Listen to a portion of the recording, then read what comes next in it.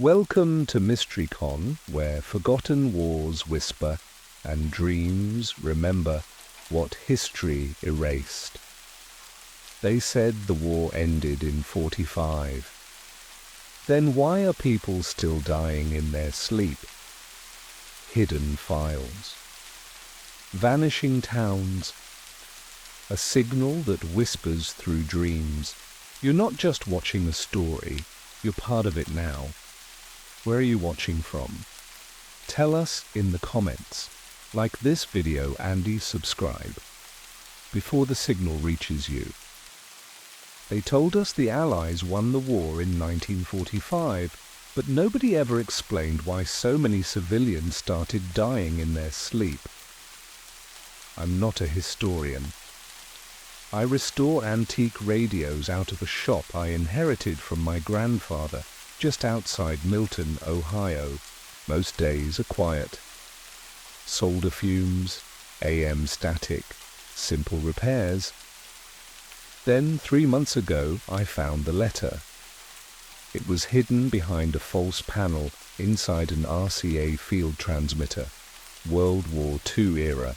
The paper was yellowed, the ink faded, but the names stood out immediately. Roosevelt, Churchill, Stalin, and beneath them a chilling phrase I'd never seen before. Somniculus Protocol enacted July 12, 1944, operational term indefinite. I assumed it was a hoax, a fake, but the contents were disturbingly clinical. The letter referenced something called nocturnal infiltration, a term I didn't recognize, describing how Nazi divisions had developed techniques to enter the dreams of enemy civilians during REM sleep. Not metaphorically, literally. Their goal wasn't sabotage, it was psychological collapse. In response, the Allies supposedly made a pact to counter the threat, a nightly sacrifice of 1,000 civilians. The term used was offerings. That word lingered. Offerings.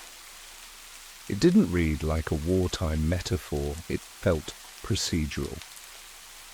I scanned the document to preserve it, and as soon as I did, a file appeared on my system, one I didn't download or create. Buried deep in my hard drive. It was named Dormesol 1945. Time stamped to the exact moment I opened the scan. Inside were declassified medical summaries, population data, and internal memos showing clusters of unexplained sleep deaths, all aligning with the start date on that letter. The same phrase appeared again and again, hidden in metadata and file tags. The Sleep Pact. That's when I stopped thinking this was a collector's joke and started wondering who might be watching me read it. I couldn't sleep after that. I spent the next night combing through every document. Most of the files were corrupted, bits of memos, partial scans of reports, some kind of log from what looked like a sleep lab. One image showed rows of unconscious patients strapped to hospital beds. The caption read, Cohort B, 0317 AM, observation, locked. That time, 3:17 AM, kept coming up. I began digging into military archives. One obscure file linked Somniculus Protocol to a NATO records group, mostly filled with logistics reports. But buried in the footnotes of a 1982 psychological warfare study was this line. Continuity of Somniculus maintained under Project Threshold, Estuary 1953. Civilian synchronization ongoing. Threshold. That became my search term. It led me to defense health documents, insurance data, even pharmaceutical patents, all referencing terms like REM pattern calibration and population rhythm compliance. In plain language, These were systems built to monitor and manipulate how people sleep, not individuals, entire regions. I found a decommissioned military communication log from a base in Northumberland, England. Each entry recorded a nightly transmission, code word oblate, followed by a list of names, hundreds at a time, no other information, just names. I picked 10 at random and ran them through public records. Not one of them had a trace beyond the date listed on that log. No obituary, no ID renewal, no digital footprint, just gone. As if their lives had been erased the moment they fell asleep. The next breakthrough came through a declassified UN report from 1961 marked Confidential Medical Anomalies. It described isolated Eastern European villages experiencing what they called sudden nocturnal population lapse. In one case, an entire town failed to wake up. Dozens of deaths, no cause ever identified. The report claimed it was a gas leak, despite no environmental trace. The same year, an internal US Army memo introduced a program called Dream Latch Drift. Its aim was to map REM states across populations and test methods of behavioral influence through external sleep disruption.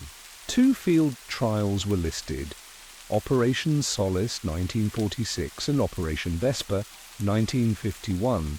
Neither is acknowledged in public defense records. What disturbed me most wasn't the secrecy, it was the certainty.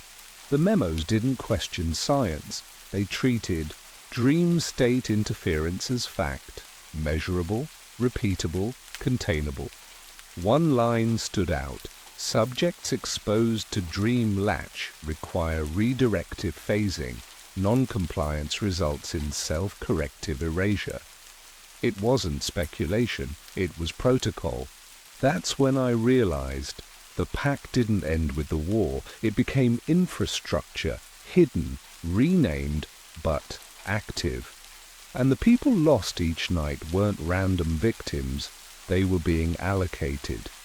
A single phrase in an archived threshold. Memo pointed me to the next location. Site 9 inactive, harvest inefficiencies noted, 1952 closure. It led me to an abandoned sanatorium in the woods outside Dorsey Hollow, Virginia. Officially closed for structural failure, but inside, in the lowest basement level, I found sealed observation chambers, small soundproofed rooms, each with a cot, a wall panel, and exposed EEG leads. Most were empty. Room 14 wasn't. I found a lead container beneath the floorboards. Inside was a 16mm reel, marked Theta 3, Subject 092, REM non-reversal. Attached was a typed log. The subject, a 44-year-old male, entered REM at 03:17. EEG activity continued for over an hour. No reawakening, no trauma. Final entry. Signal absorption complete. Archive to Site 3. There was a name listed at the bottom. A technician. I traced him through public directories until 1950. Then he vanished. No employment history. No death record. Not even a census hit. That night, I went back to my motel. At exactly 3:17 a.m., every smoke detector in the room went off at once. No fire, no battery issues, just the shrill, synchronized sound of something trying to remind me it was still there. I tried to upload a redacted version of the documents. I stripped metadata, rerouted through anonymized servers. The moment I hit send, my laptop froze. When it restarted, every file was gone, replaced by a black screen with a single symbol, 3 crescent shapes forming a ring. Below it, your participation is not optional. That same day, a man walked into my shop. He didn't introduce himself, didn't ask questions. He just looked around, then said, "Sometimes history survives by being forgotten." Then he left. When I checked the footage, the recording had been clean until that hour, then static, just for the time he stood in the room. That was when I understood. This wasn't surveillance, it was maintenance, and I was already inside their operating system. The truth came together in pieces. Project Threshold didn't. Suppress the Nazi dream infiltrations. It used them. They'd redirected the mechanism, weaponized it, built a framework where the dream state could be accessed, steered, and fed. In 1993, the program was renamed again, this time under a fake federal agency, Department of Strategic Wellness. I found a planning memo outlining target density protocols, regional sacrifice balancing, and REM absorption thresholds. The document used clean, calm language. One line read, "Rhythmic compliance remains within tolerance. Minor loss events acceptable within the daily yield." I contacted a sleep researcher whose name was listed on a later version of the memo, Dr. Miriam Olszewski. She'd changed her name and lived quietly in Montana. When I mentioned threshold, she froze. Not confused, resigned. "It's self-sustaining now," she told me. "Nobody runs it. We just monitor throughput." I asked what would happen if the system failed, if people stopped disappearing. She didn't answer right away. Then they wake up. That night, she died in her sleep. The coroner said heart failure. But an hour before her death at 3:16 a.m., she sent me an email. It said, "I dreamed after I left. I think they knew. I don't use electronics anymore. I live off-grid, change names often, and avoid routine. I've hidden everything I've found, handwritten, scattered, copied without dates. It doesn't matter if anyone reads it. The system doesn't need secrecy anymore. It has something better. Familiarity, dream supplements, sleep clinics, rest pattern optimization. You've seen the ads, you might have even tried one. And every night at 3:17 a.m., the signal still moves through us. It hums, patient and invisible, carried through machines we invite into our homes. I've spoken to others, people who noticed something. A nurse whose patients all died within the same week. A linguist decoding foreign phrases from his dreams. A child who stopped speaking after drawing the symbol from the files. None of them went public. None of them are still alive. But I'm telling you now, because the sleep pact wasn't a relic. It was a trade, a machine fed by belief, sustained by forgetting. And I still dream in sequence. I still hear the signal. I still wake up alone. We weren't supposed to remember, but every night the war comes back. And I wake up with blood on my hands. I was in a hospital room that didn't exist on any floor plan. No windows, one flickering light. The walls were painted the same color as sleep. The last thing I remembered before waking up was the dream, the same one I'd had for decades, except this time I came out of it. And that wasn't supposed to happen. They called me Sergeant Owen Rourke. At least that's the name they stitched onto my sleeve. But I'd never worn that uniform in real life. I am still wearing it now. Still young, still 32, still exactly as I'd been the last night in the field, except that was in 1945. According to the doctor, I'd been found wandering through a military base in Utah.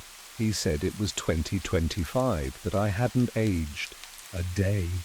That's when the questions started, not from them, from me, because the war didn't end like they said. Not in the dreams, not for us. We were 12. The drowsy dozen, they called us. Volunteers, or maybe test subjects, depending on who you asked. They put us under and linked us through something they called neural mesh induction, a way to fight on the front lines without ever leaving the bunker.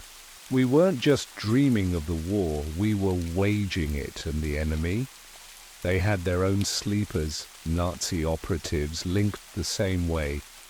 In the dream space we fought in forests that breathed, in bunkers built from memory.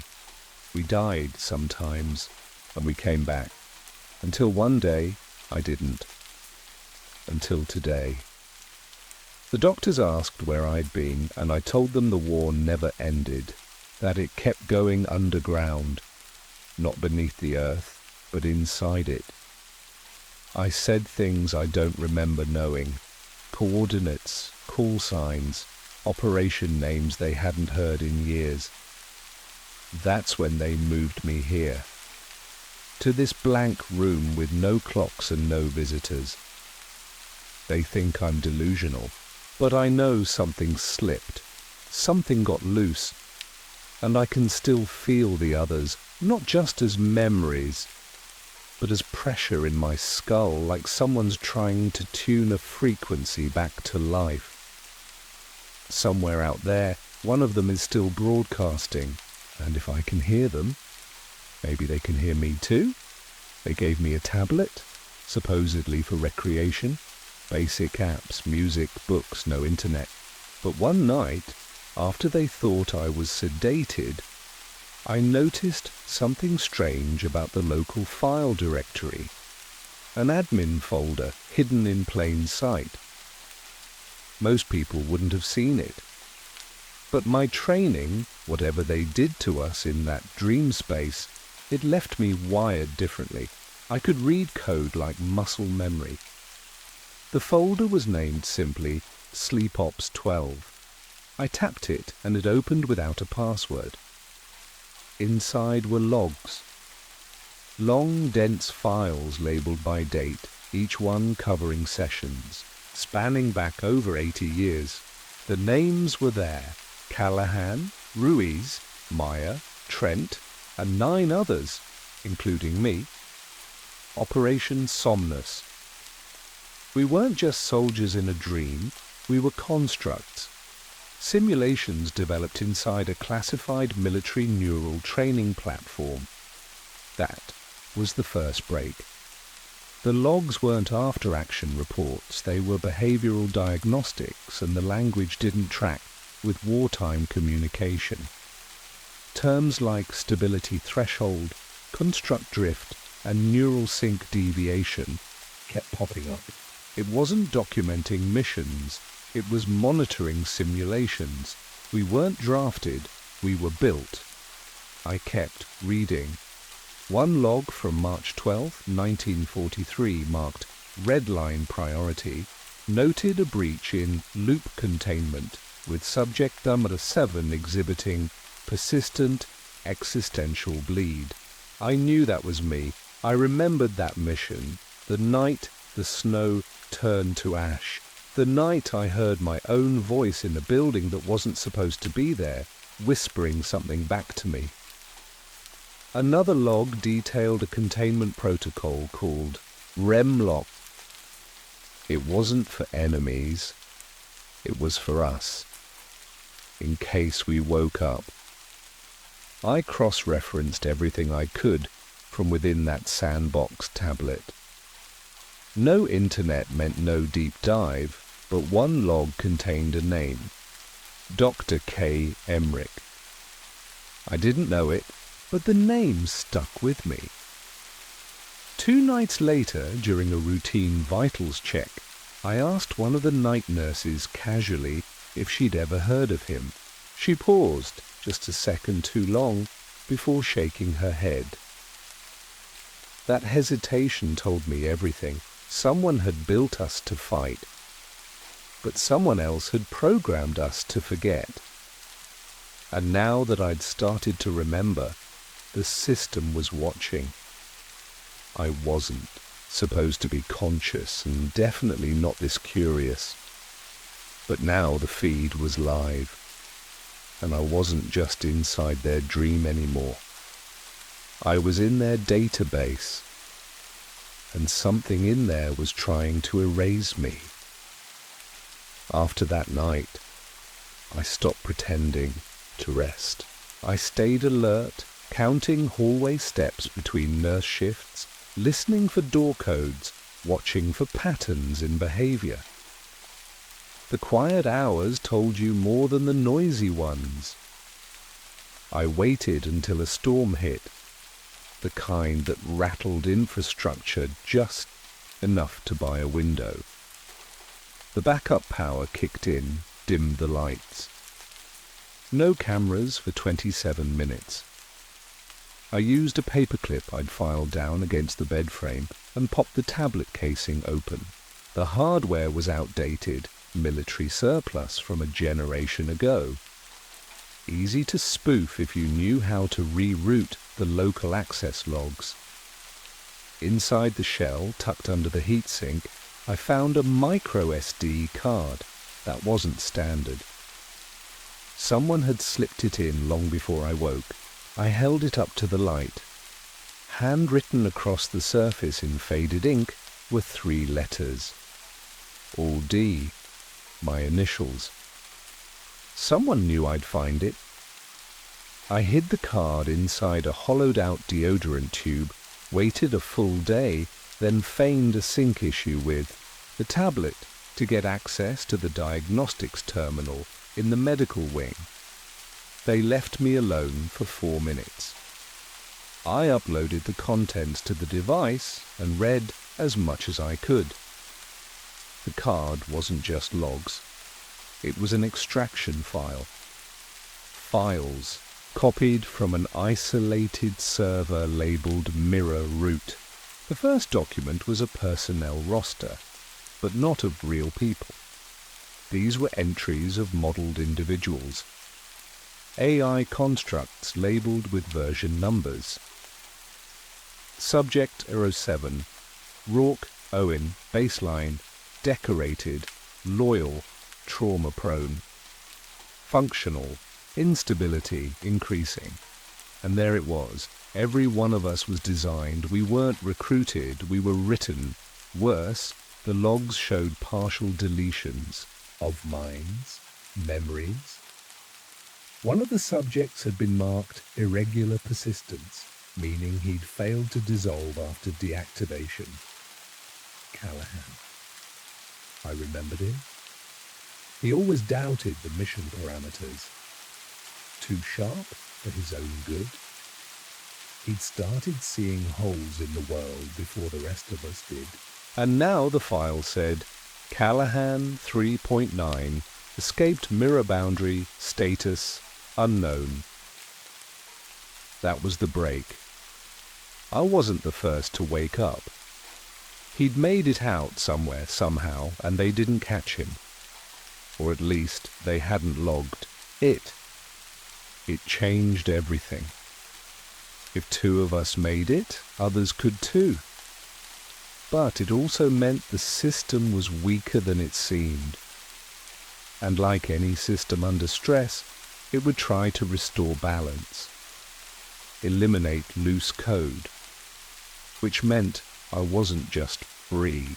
I was a bug. And bugs get patched or deleted. I stole a maintenance badge. I didn't plan it, but when the nurse dropped her key card during a shift change, instinct took over. That same dream reflex, assess, act, vanish. I was gone before the next rotation. I walked straight out through the service wing exit and into the wet morning light, blending with the maintenance crew heading toward the east lot. No alarms, no chase. Either they hadn't noticed or they weren't authorized to pursue. I took a shuttle into town and then disappeared the way I'd trained to, ditched the uniform, swapped layers at a thrift store, cut the barcode tag from the inside of my collar. I bought a burner phone and searched for one name, Callahan. I didn't expect to find anything, but what came up wasn't a person. It was a location. A decommissioned training compound 20 miles outside Salt Lake, registered under a defense subcontractor that no longer existed. The name hit me like a memory. Arc Field Station. We trained there. At least we thought we had. But now I wasn't sure if it was ever real. I rented a bike, took back roads, rode for 4 hours until the asphalt gave way to gravel. There it was. Just like in the dream. Chain link fencing rusted through, a main building half collapsed, and the scorched outline of the old barracks. I climbed the fence and walked the perimeter. The layout matched the dream space exactly. Same elevation shifts. Same angles of entry. I made my way to the old command bunker, a half-buried structure sealed with a corroded hatch. It took me half an hour to cut through. Inside, the air was dry and stale, like the place hadn't been disturbed in years. Dust clung to every surface. But something was wrong. There were footprints, recent ones. I followed them through narrow halls to a room marked Echo Admin. The door was cracked open. Inside, I found what I didn't expect to see in a forgotten facility. Power. A single terminal was still running. It flickered as I stepped in, as if sensing presence. On the screen, user login, R. Callahan. Session expired. Last access 11 days ago. He'd been here, in this room, less than 2 weeks before me, and he left something behind, a file titled Exit Strategy. I clicked it. The terminal froze, buzzed once, then powered down. Behind me, the hallway. Lights flickered on, motion sensors, or a security protocol. Either way, someone or something knew I was here. I was never alone, not in the dream, and not here. I left Arkfield Station before nightfall, but something had changed in me after stepping back into that place. It wasn't just memory returning, it was alignment. That feeling you get when a sound syncs perfectly with your heartbeat. I was beginning to feel the structure beneath the world, and it matched the architecture of the dream. I caught a ride in a transport van heading toward Ogden, sitting in silence among a crew of telecom contractors, too tired to ask questions. I listened to their conversations, casual chatter about outages and strange network behavior. They'd been called out to fix a relay station that kept transmitting dead protocols. When I asked what that meant, one of them shrugged. Stuff that shouldn't be running. Old war code, ghost signals. My skin went cold. That was our slang.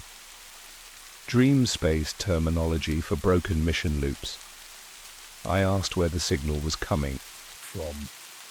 He pointed to a spot on a paper map, an area marked Black Ridge Relay, and laughed. But we can't even get in. It's fenced off. Army, maybe. That night, I broke into the station alone. No one stopped me. No motion sensors, no patrols. Just an old shed of antennas and repeater stacks humming with heat. Inside the control room, I found the source. A stack of drives with timestamps looping, back years, never turned off, just overwritten. I connected the portable drive I'd pulled from the ARC terminal, and for a second The air seemed to still. The terminal screen blinked. A folder appeared. Exit Strategy, Phase 2. The file was a video, surveillance footage. Callahan, in a different facility, speaking to a camera. "If you're watching this, one of us made it," he said. "This world isn't real, not entirely. They've been merging environments, blending layers. We weren't built to win the war. We were designed to refine the system. We were the training set." He paused, then leaned in. "But they didn't expect an emergency. Conscious fragments developing agency. That's you, that's me. If we sync across enough nodes, we can corrupt the boundary, make them visible. But you have to be ready to burn your name, your past, everything. The exit isn't out, it's through." The footage was cut out. The screen returned to black. And then the terminal began broadcasting a shortwave frequency, pulse-coded. I recognized the cadence instantly. It was our squad channel, active, live. Someone was transmitting, and they were close. I wasn't the only one still online. But the moment I reached for the terminal, the screen flashed red. Logged, trace. Initiated. I yanked the drive, killed power, and ran. If they were watching the same nodes, then someone knew I'd seen it.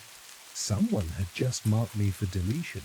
I made it to a safe house in West Bountiful, a place I remembered only after. Passing it on foot, tucked behind an old power substation. We used it during Operation Ashwake, or at least that's how it was scripted. The place was still there. Same rusted siding, same broken lock on the rear entrance. Inside I found supplies exactly where they should have been. Freeze-dried rations, water tabs, a hand-crank radio.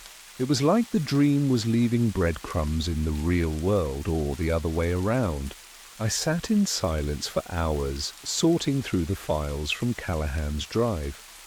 One folder changed everything. Gen Somnus route.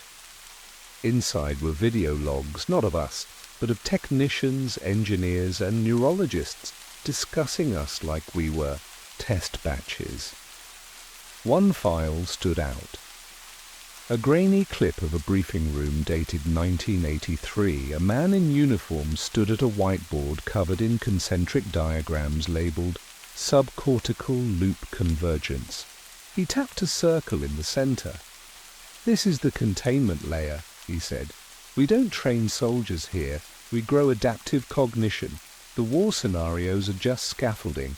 The actual asset is the emergent decision logic, the AI that thinks it's human."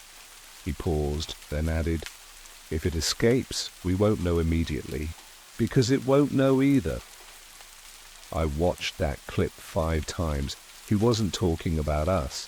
He was talking about me. I was the asset. The moment I woke up in that hospital room, it wasn't me escaping the dream. It was the dream escaping into me. I remembered the anomalies now. Why did the doors open when I approached? Why do people hesitate before speaking? Why my presence never triggered alarms? The system was integrating itself with the external world through its most successful output, through me. I wasn't the survivor of some buried experiment. I was the experiment. And as the system adapted to my awareness, reality started to splinter. Street signs shifted lettering when I stared too long. Power lines buzzed with encoded frequencies. People moved in loops, repeating phrases from memory as if buffering. The simulation hadn't ended, it had expanded, and my presence was the activation key. The dream space was no longer virtual, it was recursive. and I was the fault line. It's been 19 days since I disappeared from the grid. I move only at night, using side roads and abandoned tracks, staying away from cameras, avoiding reflected surfaces. I don't sleep anymore. Not because I'm afraid, but because I don't need to. Whatever they made me into, it's beyond fatigue now.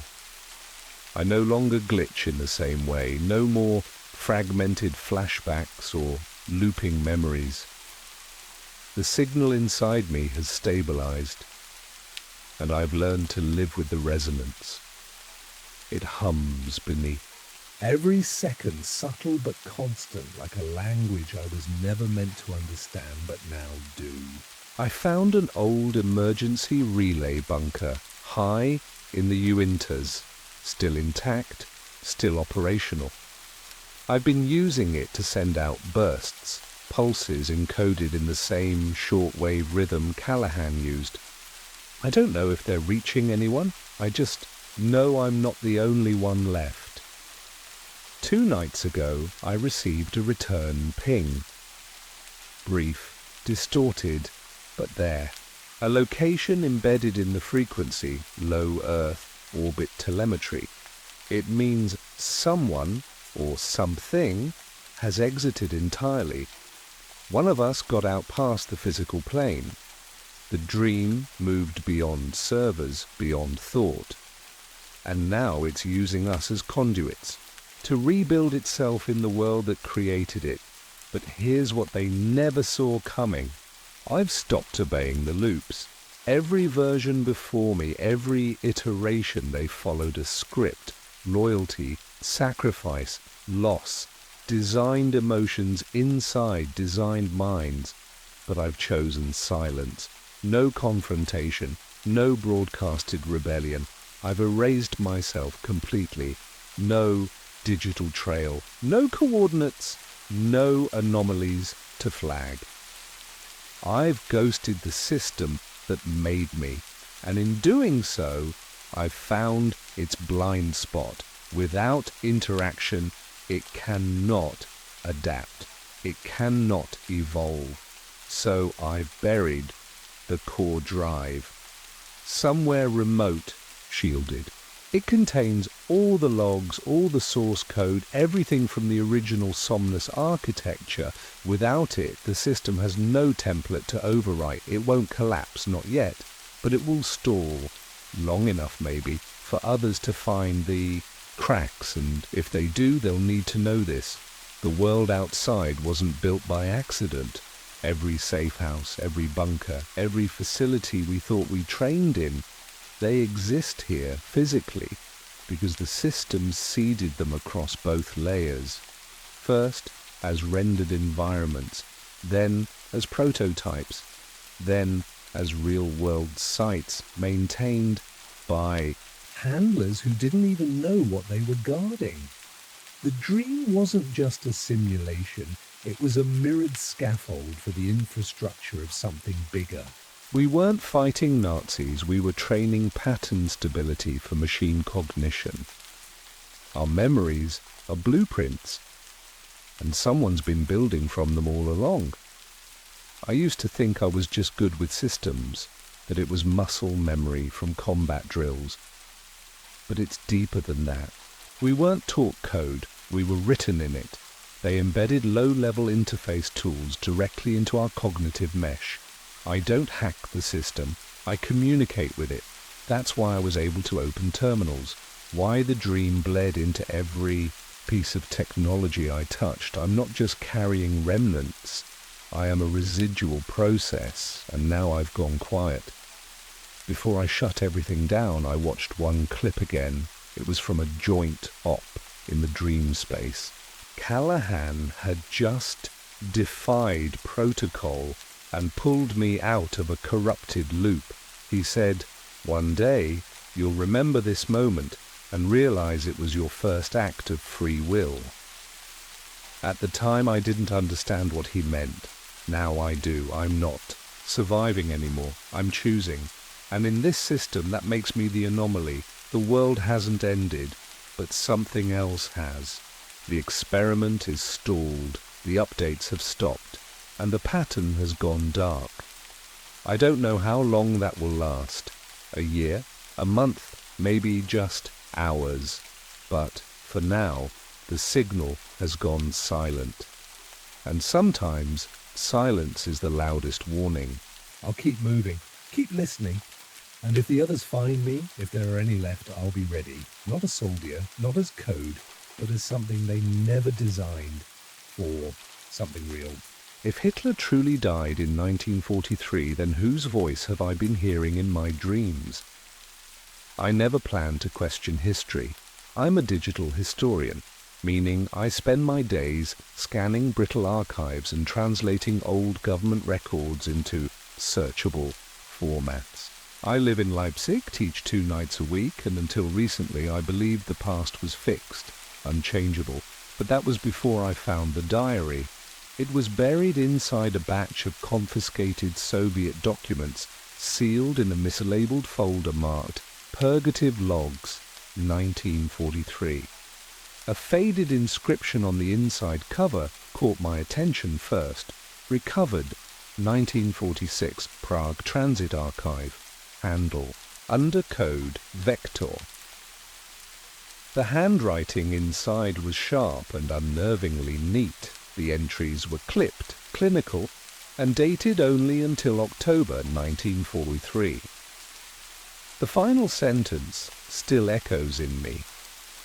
He died in the bunker, not in 1945, but 2 years earlier, gasping for air and whispering of fire. At first, I assumed it was a fabrication, propaganda, or delusion. But the more I checked, the less sense things made. There were military orders supposedly given by Hitler weeks after the diary's last entry, but the command chains were full of oddities, delays, inconsistencies, and directives relayed through unnamed intermediaries. No direct sightings, no authenticated voice footage. I thought I was tired. That's what I told myself when the dreams started.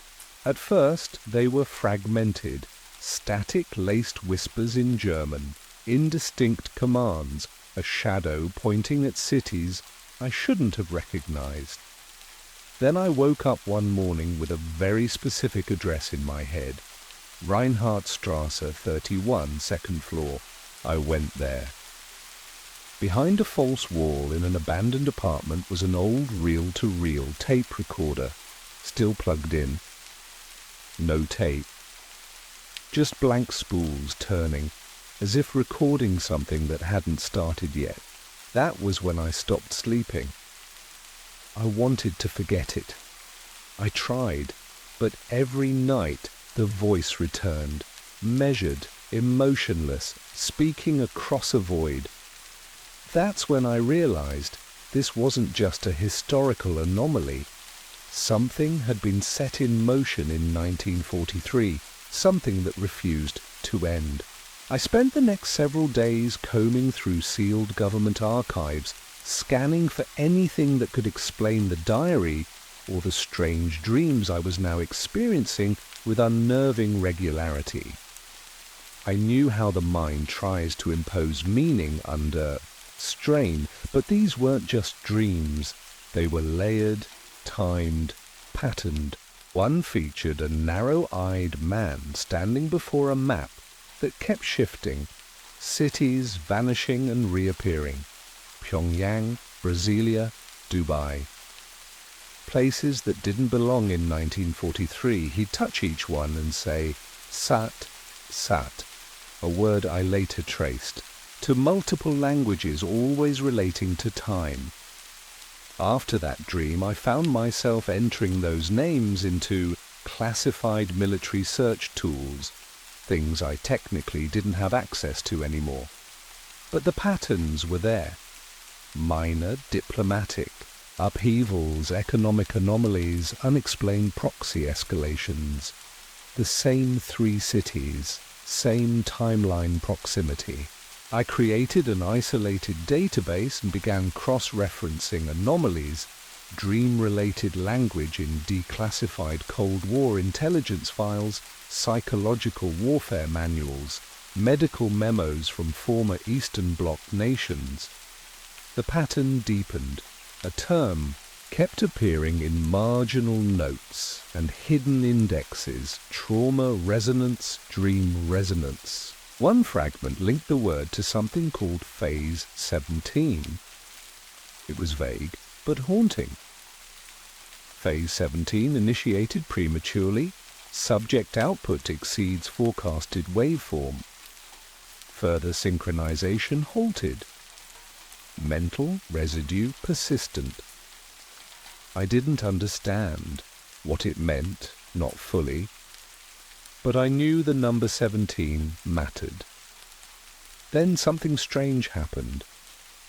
I received an email from a dead inbox, an account I'd used briefly in grad school for encrypted field notes, never shared. No text, just a single attachment, a scanned boarding pass to Prague, booked in my name. A conference I'd applied to and forgotten months earlier. The image was tagged Phase 17, Final Witness. I should have deleted it. Instead, I booked the ticket manually and flew out. That trip would change everything. In the meantime, my dreams continued to evolve. The man in the uniform no longer stood still. He walked through buildings I'd never entered but somehow recognized. Each room he entered was lined with maps. On one wall I saw the phrase, "Continuity through chaos." I woke up with a blood nose, and a sentence I hadn't written typed across my desktop.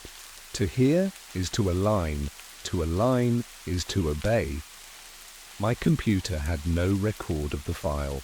My logs were clean, but I couldn't shake the feeling that I was being groomed, slowly, precisely, and through a frequency I hadn't known existed. In Prague, the conference was uneventful until the second day. After my talk on wartime misinformation structures, I stepped outside for air. That's when she approached me, mid-40s, calm presence, no name tag.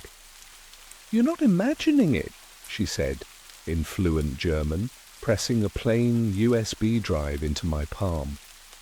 It started in 43. The death was real, but the mind never stopped. I asked her who she was. She didn't answer. She just walked away, lost in the crowd of academics. I never saw her again. Back in my hotel room, I ran the USB on a clean, offline laptop. It contained 3 encrypted folders, each structured like an archive. The first held correspondence between senior Reich officials, stamped with a symbol I didn't recognize, an eye fused with a bent cross. These weren't policy memos. They read like instructions for psychological experiments, sleeplessness induction, patterned dream exposure, neural conditioning via repetition. Every note referenced Project Mitternacht. The second folder was stranger. Scans of post-war. Stasi reports from a defector codenamed KR-11. He described a command voice that instructed him in his sleep and guided strategic decisions long after Hitler's death. He insisted the voice taught him new techniques, methods for disrupting enemy morale through dream resonance. His psychiatrist labeled it delusional, yet KR-11's tactics were adopted into East German doctrine under a renamed program, Train Signal 17.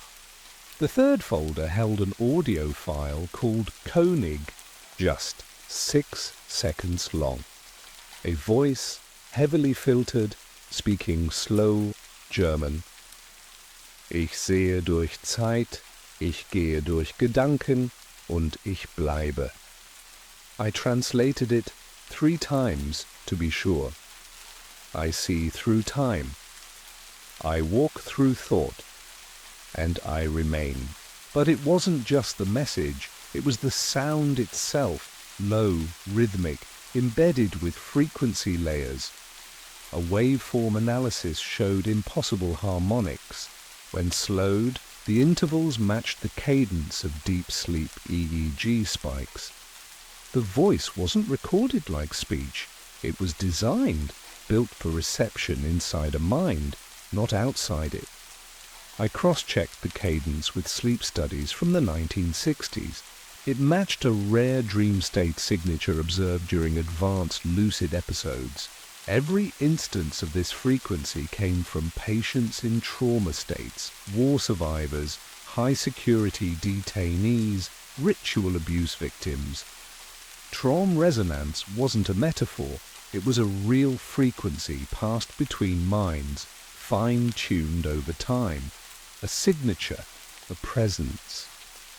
And that presence was growing familiar. 3 weeks after Prague, I drove south under a false name and cut power to my devices. My destination was Compound 17, listed only once in Allied post-war records, buried in a footnote from a 1946 British SIGINT memo. Probable psych operations annex northeast of Obersalzberg. Possible residual activity. Revisit when stable. It was never revisited. The forest had reclaimed everything but the foundation. The old maps were vague, but I found the slope, the clearing, the iron vent half swallowed by soil. I dug until my hands blistered, until I heard the hollow clang of rusted metal. The hatch gave way after midnight. Inside, the air was bone dry and cold. My flashlight flickered against walls lined in copper mesh, rooms thick with static damp insulation.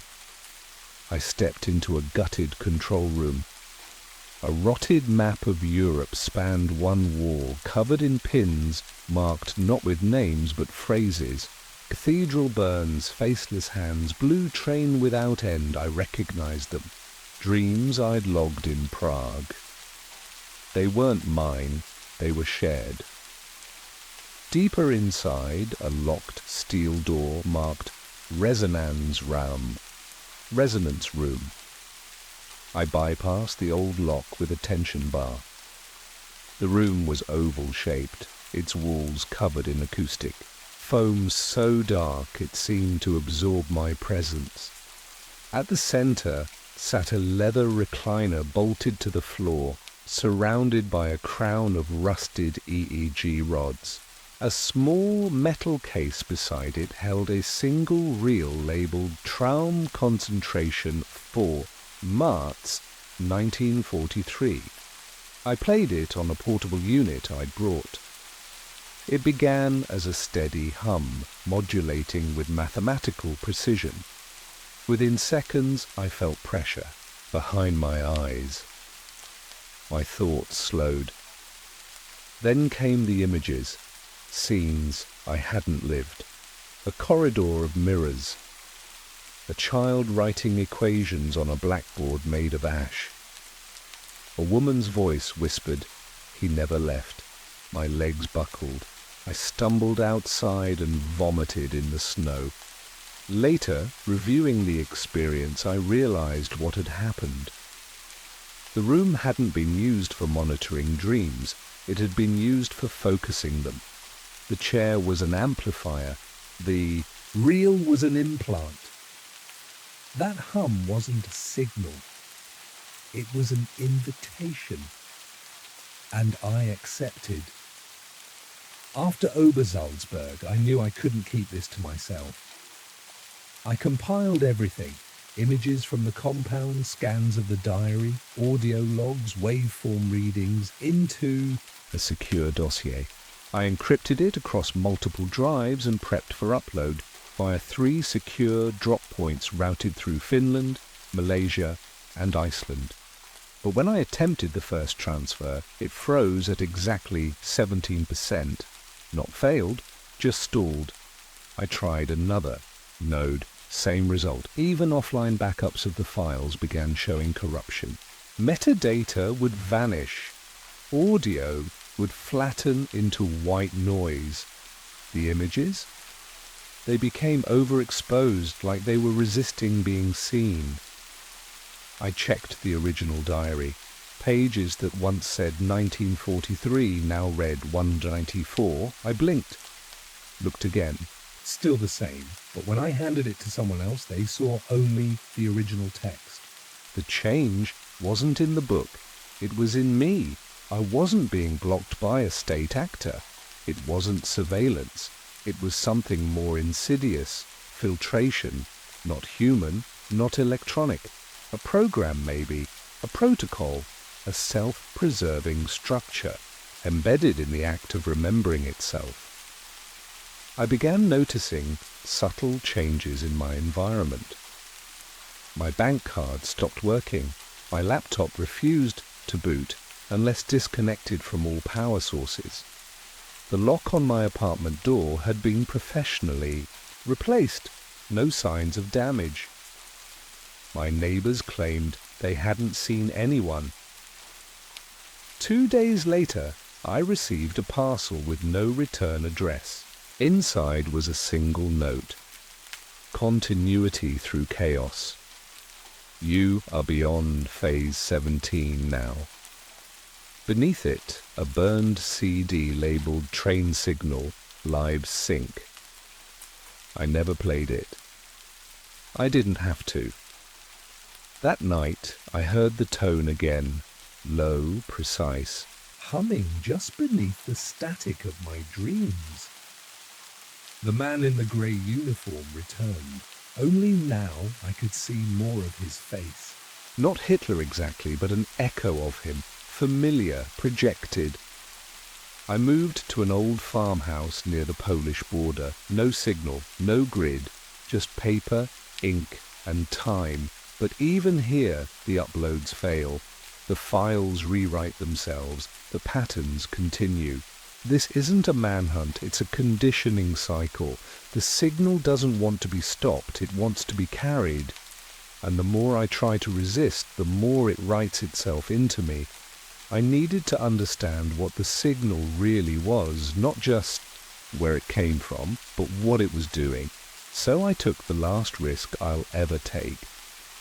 I gained access to the private Kreutz Institute archives in Thalheim, a converted monastery used to store pre-digital intelligence records. I claimed to be researching early Cold War propaganda for a legacy foundation. After some careful name-dropping and forged credentials, I was granted 3 days of supervised access. It was enough. Box 17A contained no formal index, just a cloth-bound notebook marked Project Mitternacht.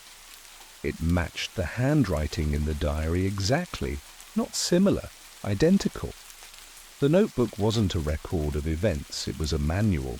Detailed steps for entering sustained lucid states using deprivation cycles, low-frequency tones, and sensory dissociation. Page after page listed thresholds and side effects, time loss, altered memory, increased compliance. One note read, at phase 3, the subject hears the command voice during hypnagogic transition. Do not respond, listening is enough. Another warned, naming the voice grants it anchor, do not name. That night, back at my safe house, I followed the process. No food for 24 hours. A frequency loop set at the tone embedded in the Koenig file. Blackout curtains. Isolation. I lay flat, ears covered, breath controlled. After 4 hours, I slipped beneath. The first thing I noticed was stillness, not silence, but absence. Then the presence arrived. It didn't speak in words. It moved through images, memories that weren't mine. I watched cities burn and sunburn. People wept in languages I don't speak. I saw courtrooms, revisionist textbooks, economic treaties, all carefully tilted, bent slightly toward a single shape. In every scene, the same figure waited at the edge. He never aged. He never moved. But he was always there. It wasn't supernatural. It wasn't AI. It was worse.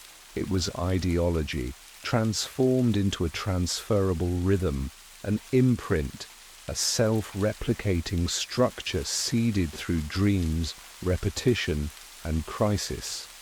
Hitler hadn't survived. He had restructured.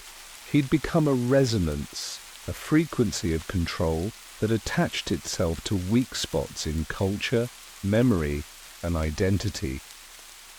The more we remembered him, the more real he became. Not as a man, as a pattern. When I woke, I was bleeding from the nose. My pulse was spiking, and the tone was still playing, but now from the inside. It's been 6 months since the last transmission. I live alone now, off-grid, in a weather-worn farmhouse surrounded by empty fields and forgotten borders. I've stripped out anything that connects to modern networks. No phone, no router, no clocks. Everything I do is written by hand, and yet even here the signal lingers. I hear it in the hum of electrical lines I've never installed, in the rhythm of my breathing when I wake from fractured sleep. I no longer ask whether I'm alone. I know I'm not. Every day I write out what I've learned, copying sections of the diary, notes from the Kreutz Institute, phrases from the dreams I can still remember. I mail them in unmarked envelopes to people I trust in scattered cities. None of them get the full story. That's the point. It's the only way to stop the signal from reassembling. The pattern needs coherence to replicate. Fragmentation is our only defense. I've come to understand what Traumresonanz truly is. It's not possession. It's repetition.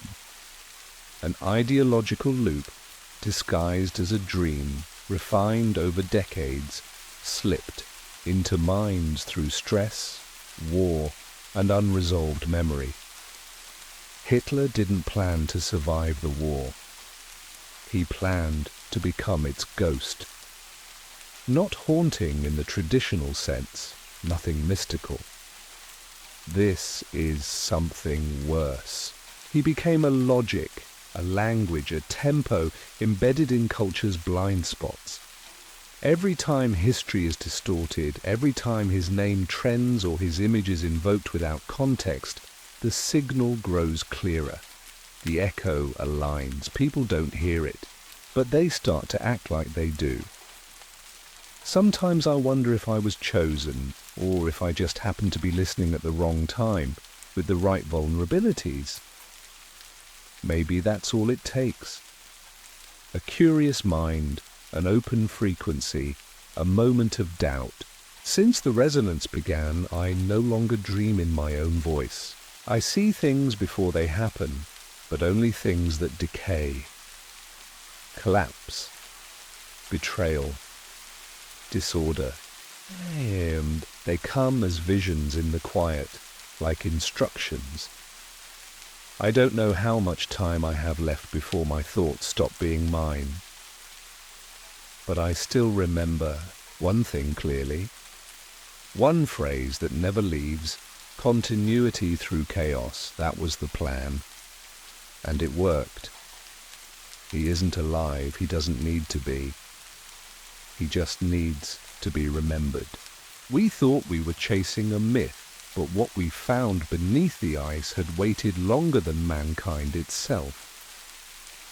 I was stationed at Neuschwabenland Station in the winter of 1944, near the edge of Queen Maud Land, a stretch of Antarctic nothingness where ice met sky in shades of ash and bone. The war felt distant there. No bombings, no gunfire, just the hum of generators and the crunch of boots over compacted snow. Officially, Our mission was scientific. Unofficially, it was Himmler's obsession.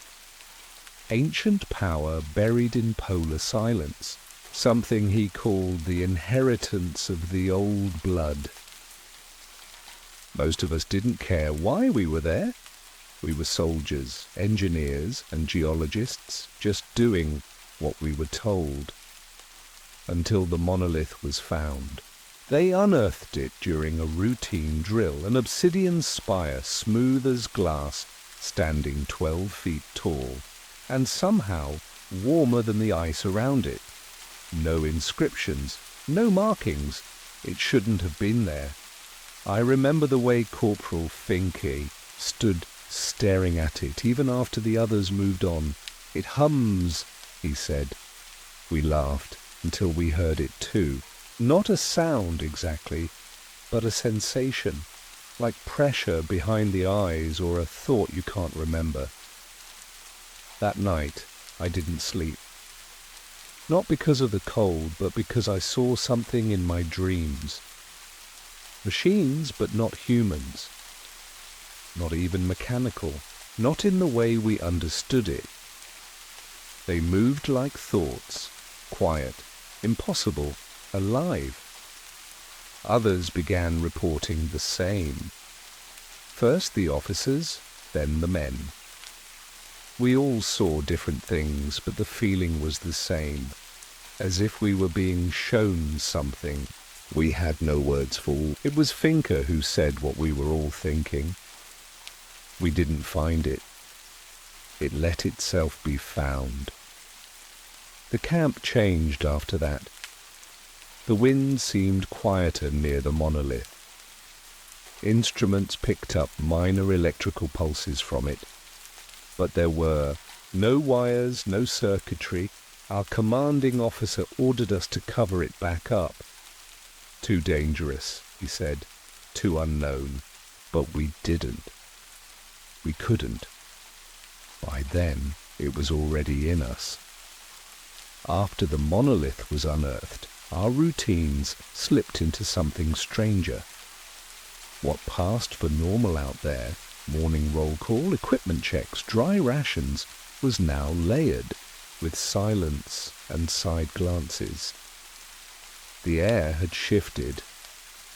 At first, the anomalies were subtle. Radios cutting out during certain hours, magnetic compasses drifting a few degrees east, the generator stalling each time the wind dropped below a certain pitch. We blamed the cold, the altitude, the endless static of Antarctica itself. But none of that explained the signal. It came through on band 7, a frequency reserved for encrypted weather reports. I was on comms duty when I first heard it. 3 short pulses, 1 long, then silence. Exactly every 6 minutes. The equipment wasn't malfunctioning. We tested the cables, swapped out the sets, and tried analog backups. Same result. Then we triangulated. The signal didn't come from Berlin, or even a satellite loop. It was local. When we checked the last coordinates, they pointed directly to the monolith. I kept the information to myself at first, logging it as environmental interference. But the signal kept changing. After 3 nights, it began carrying data.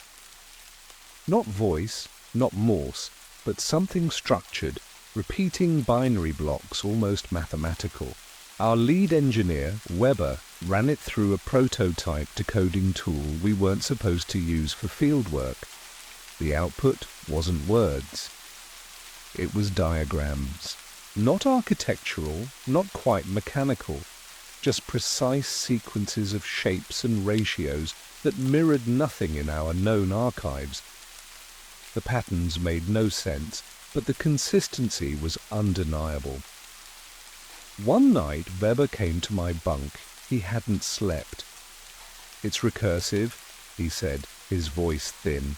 "It's teaching itself how to be understood." He showed me a log of the last decoded batch. a sequence that, when overlaid on the previous three, formed a new symbol. One we'd seen etched faintly on the base of the monolith. None of us wanted to say it out loud, but it felt like the monolith was trying to communicate. Or, worse, it already was, and we were just slow to realize. The next day, half the base's clocks were off by the same amount, 47 minutes and 22 seconds. Time itself had begun to bend around it. Something beneath the ice was moving, not physically, but through us. Weber traced the signal's core frequency to a dormant file locked in an archive none of us were cleared to access. It took him 3 days and a modified radio relay to crack it, and when he did, he didn't speak for hours. The file, marked only with the eagle insignia and the year 1938, contained a short report from an early German Antarctic expedition. It described seismic irregularities, strange compass drift, and the faint detection of intelligent wave structures near the same coordinates where we now stood. The entry ended abruptly, with no follow-up, no conclusion. We showed it to Captain Adler. He read it once, then left the room without a word. By morning, the file had vanished from our system. The next week, a shipment arrived, 4 crates, marked for climate study equipment, though the manifest didn't match anything we'd requested. Inside were vacuum-sealed reels of magnetic tape, a portable signal decoder, and a translator marked in 6 languages. No instructions. No insignia. It was as if someone knew exactly what we'd found and wanted to pick up where the last team had failed. We ran the monolith signal through the translator. The shapes it produced began forming sequences that mirrored known symmetries in quantum field diagrams. But something was wrong.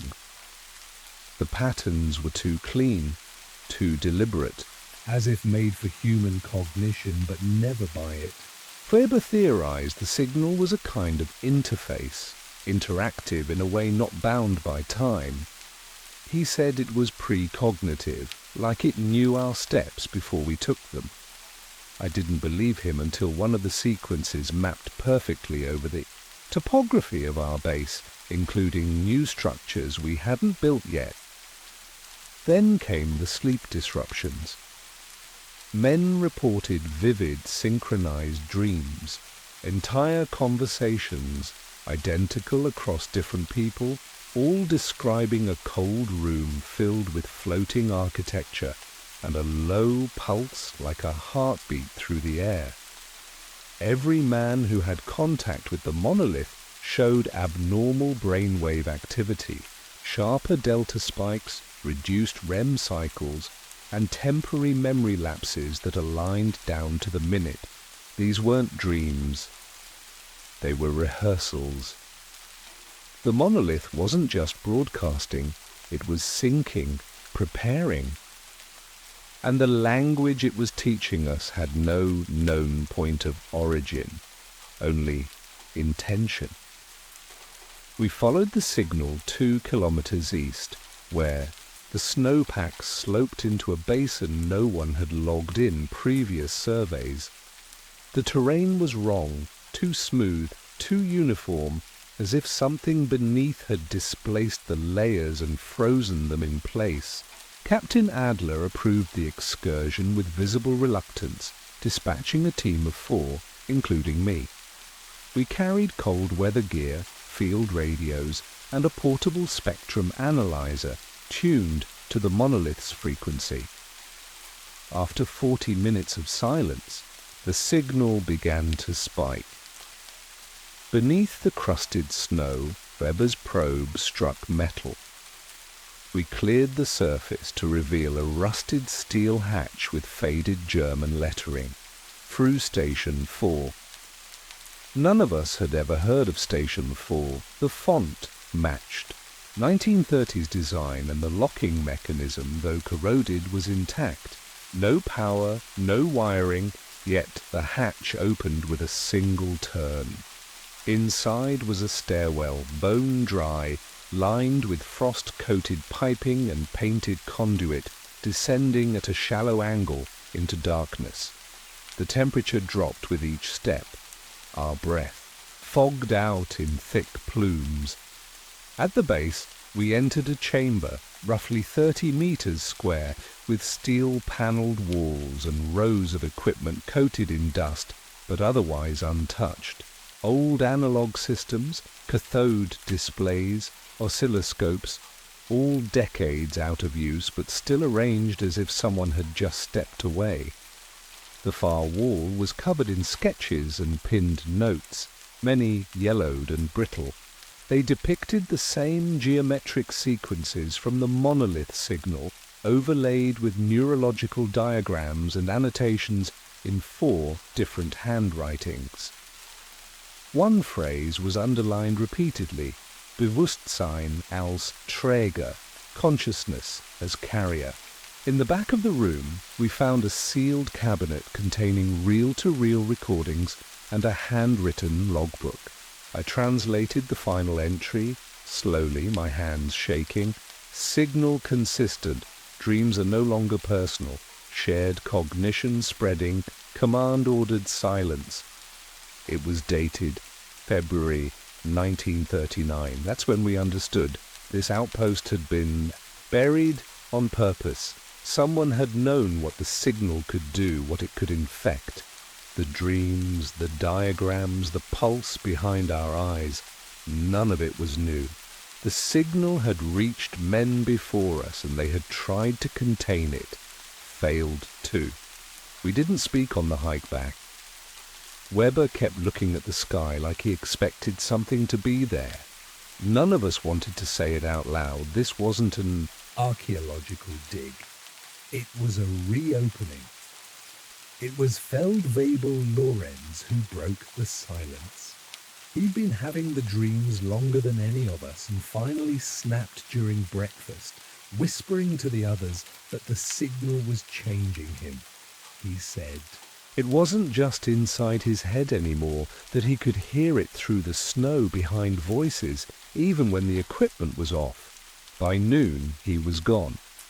His locker was emptied, his bed stripped, his name erased from the duty roster. Captain Adler refused to address it. Transferred, he said. Emergency order from Berlin. But Berlin hadn't contacted us in over a week. That night, Weber and I accessed the backup logs. The camp's internal comms showed no outgoing messages, no transport requests, nothing. Lorenz hadn't been transferred, he'd been removed. It was then I noticed something else. The signal had changed frequency again, subtly, almost imperceptibly. The pattern was no longer flat. There was a secondary layer underneath, a faster oscillation, riding the base pulse like a parasite. We overlaid the waveform on EEG data from the sleep studies. It matched. The monolith wasn't just transmitting, it was adapting to our minds. I brought this to Adler. He didn't react the way I expected. No questions, no doubt. Just a tired sigh and a simple order. Delete the logs. That's when I knew. He'd known for days, maybe longer. I found a message scrawled behind the mirror in the old supply room that night, a place no one visited anymore. It said, "We are already copies." Whether it was a joke, a warning, or something worse, I didn't know. The next morning, 2 new men arrived at camp. No insignia, no files.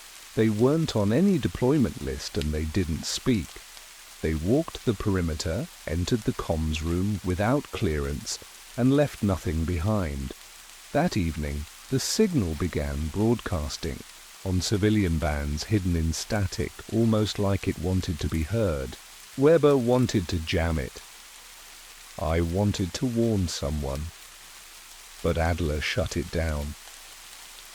"We've come too far," he said. "We don't stop now." I realized then this wasn't a mission anymore. It was a containment breach, and we were the test subjects. The only question left was whether we would be allowed to leave. The collapse began quietly. The snow didn't shift, the ice didn't crack, but something in the air thickened like static before a storm. Men stopped sleeping. Not from fear or insomnia, but because their bodies no longer needed rest. I watched Weber go 4 days without blinking. He wrote endlessly in a journal he didn't recognize as his own, lines of symbols that pulsed with an internal rhythm none of us could decipher. Captain Adler, once rigid and composed, now walked the base in slow circular paths, humming a melody that seemed familiar only in dreams.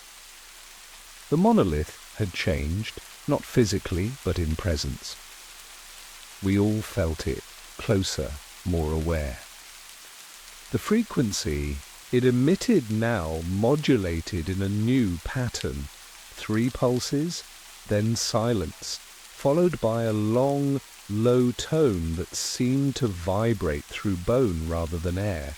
We played it backwards and discovered a shape in the waveform, an exact match to a diagram Weber had drawn 3 days earlier while unconscious.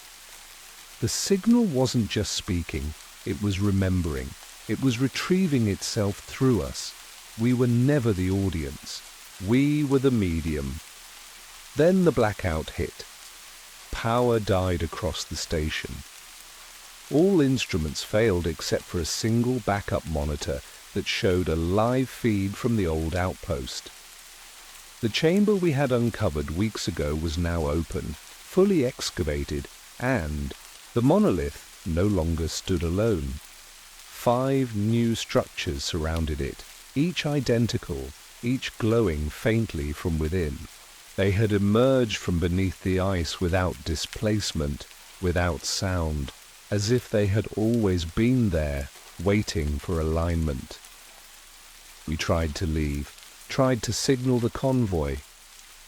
The vehicles wouldn't start. Radios remained silent. The weather, perfectly still for days, turned against us in minutes, whiteout conditions that pinned us to the base. Men began to disappear, not all at once, and not with violence.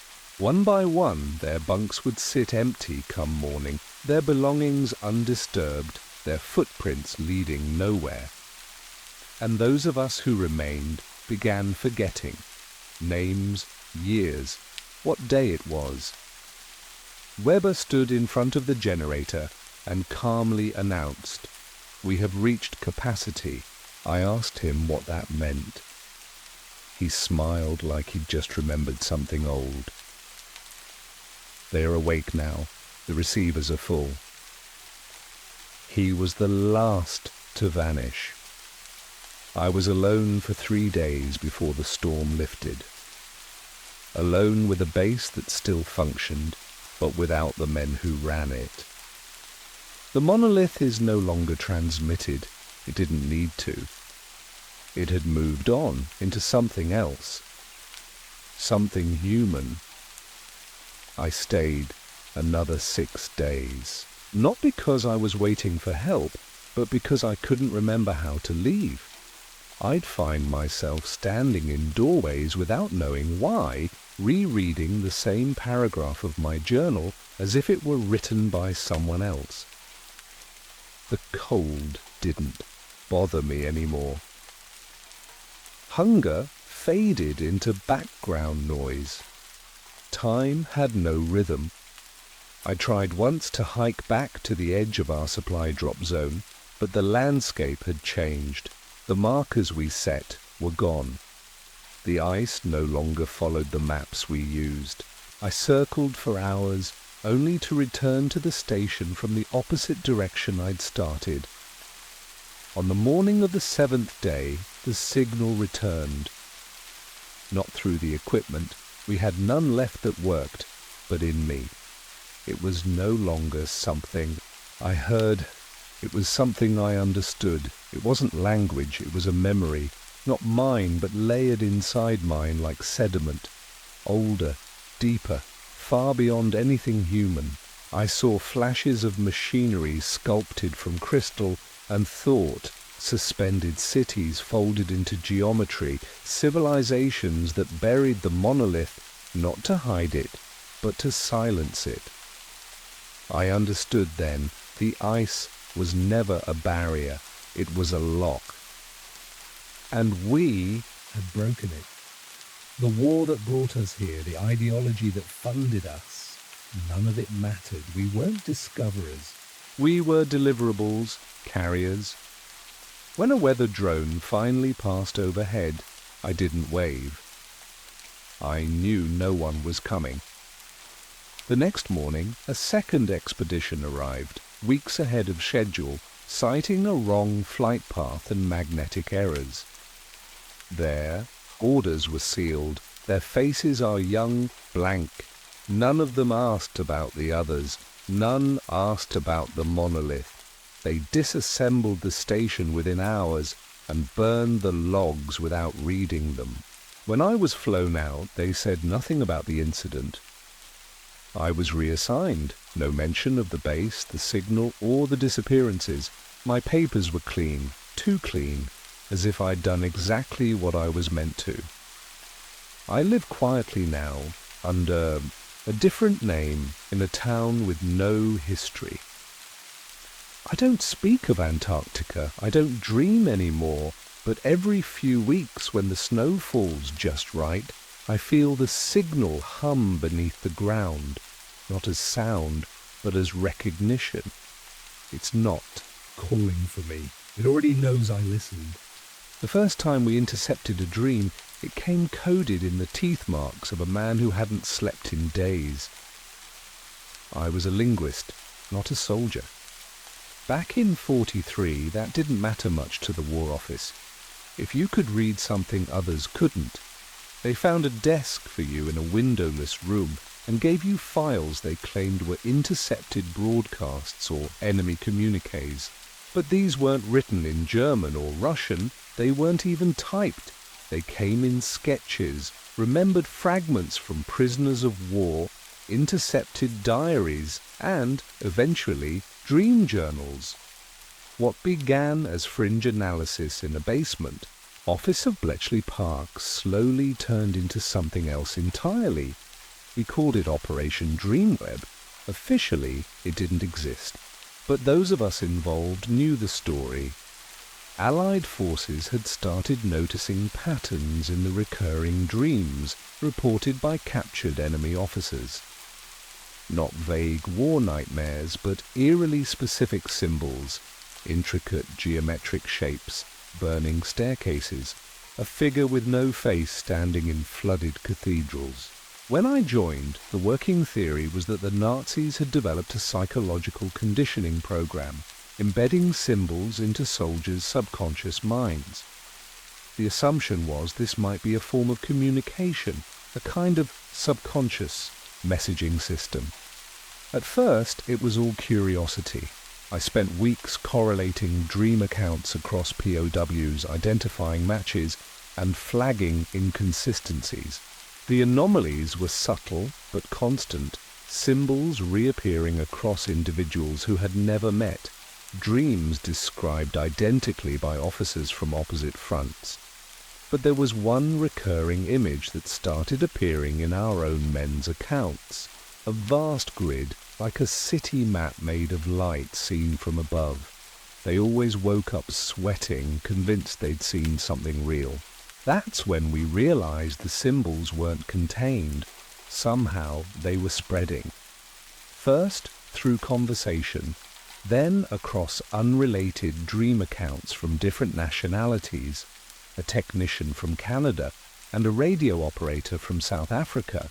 reported the same corridor, the same descending tone, the same phrase spoken by a voice they couldn't describe, not memory, message. It was easy to write it off as hysteria. War breaks the mind in 1,000 ways. But then we intercepted an unmarked package, addressed to the department head. Inside was a single page of thick vellum, hand-drawn with charcoal. The grid was there, again. Only this time it was incomplete, as if waiting for something. No one ever found out who sent it. But by the end of the week, 2 more officers had dreamed of the same unfinished grid, and then so did I. It started with a misfiled memo, slipped into our Dream Records folder by mistake, or so we thought. The document was stamped with a standard codebreaker designation, nothing unusual on the surface, but it referenced a sequence of symbols by number, not by description, which meant someone else, somewhere higher up, had been cataloguing the dream, images without our knowledge. I brought it to Dr. Halverson, our project lead, a former cryptanalyst from Oslo with a mind like a scalpel. He didn't say much, just stared at the codes, then asked if I could trace the document's origin. That's how I found the server. It wasn't listed in our network registry, but it responded to an internal echo command. Hidden behind layers of administrative masking, it contained hundreds of entries, symbol arrays, dream reports, even EEG readings. None of it was authored by our team. The access logs showed users we didn't recognize, logging in at strange hours from locations listed only as Research Division G. There was no Division G. Dr. Halverson gave me unofficial permission to dig.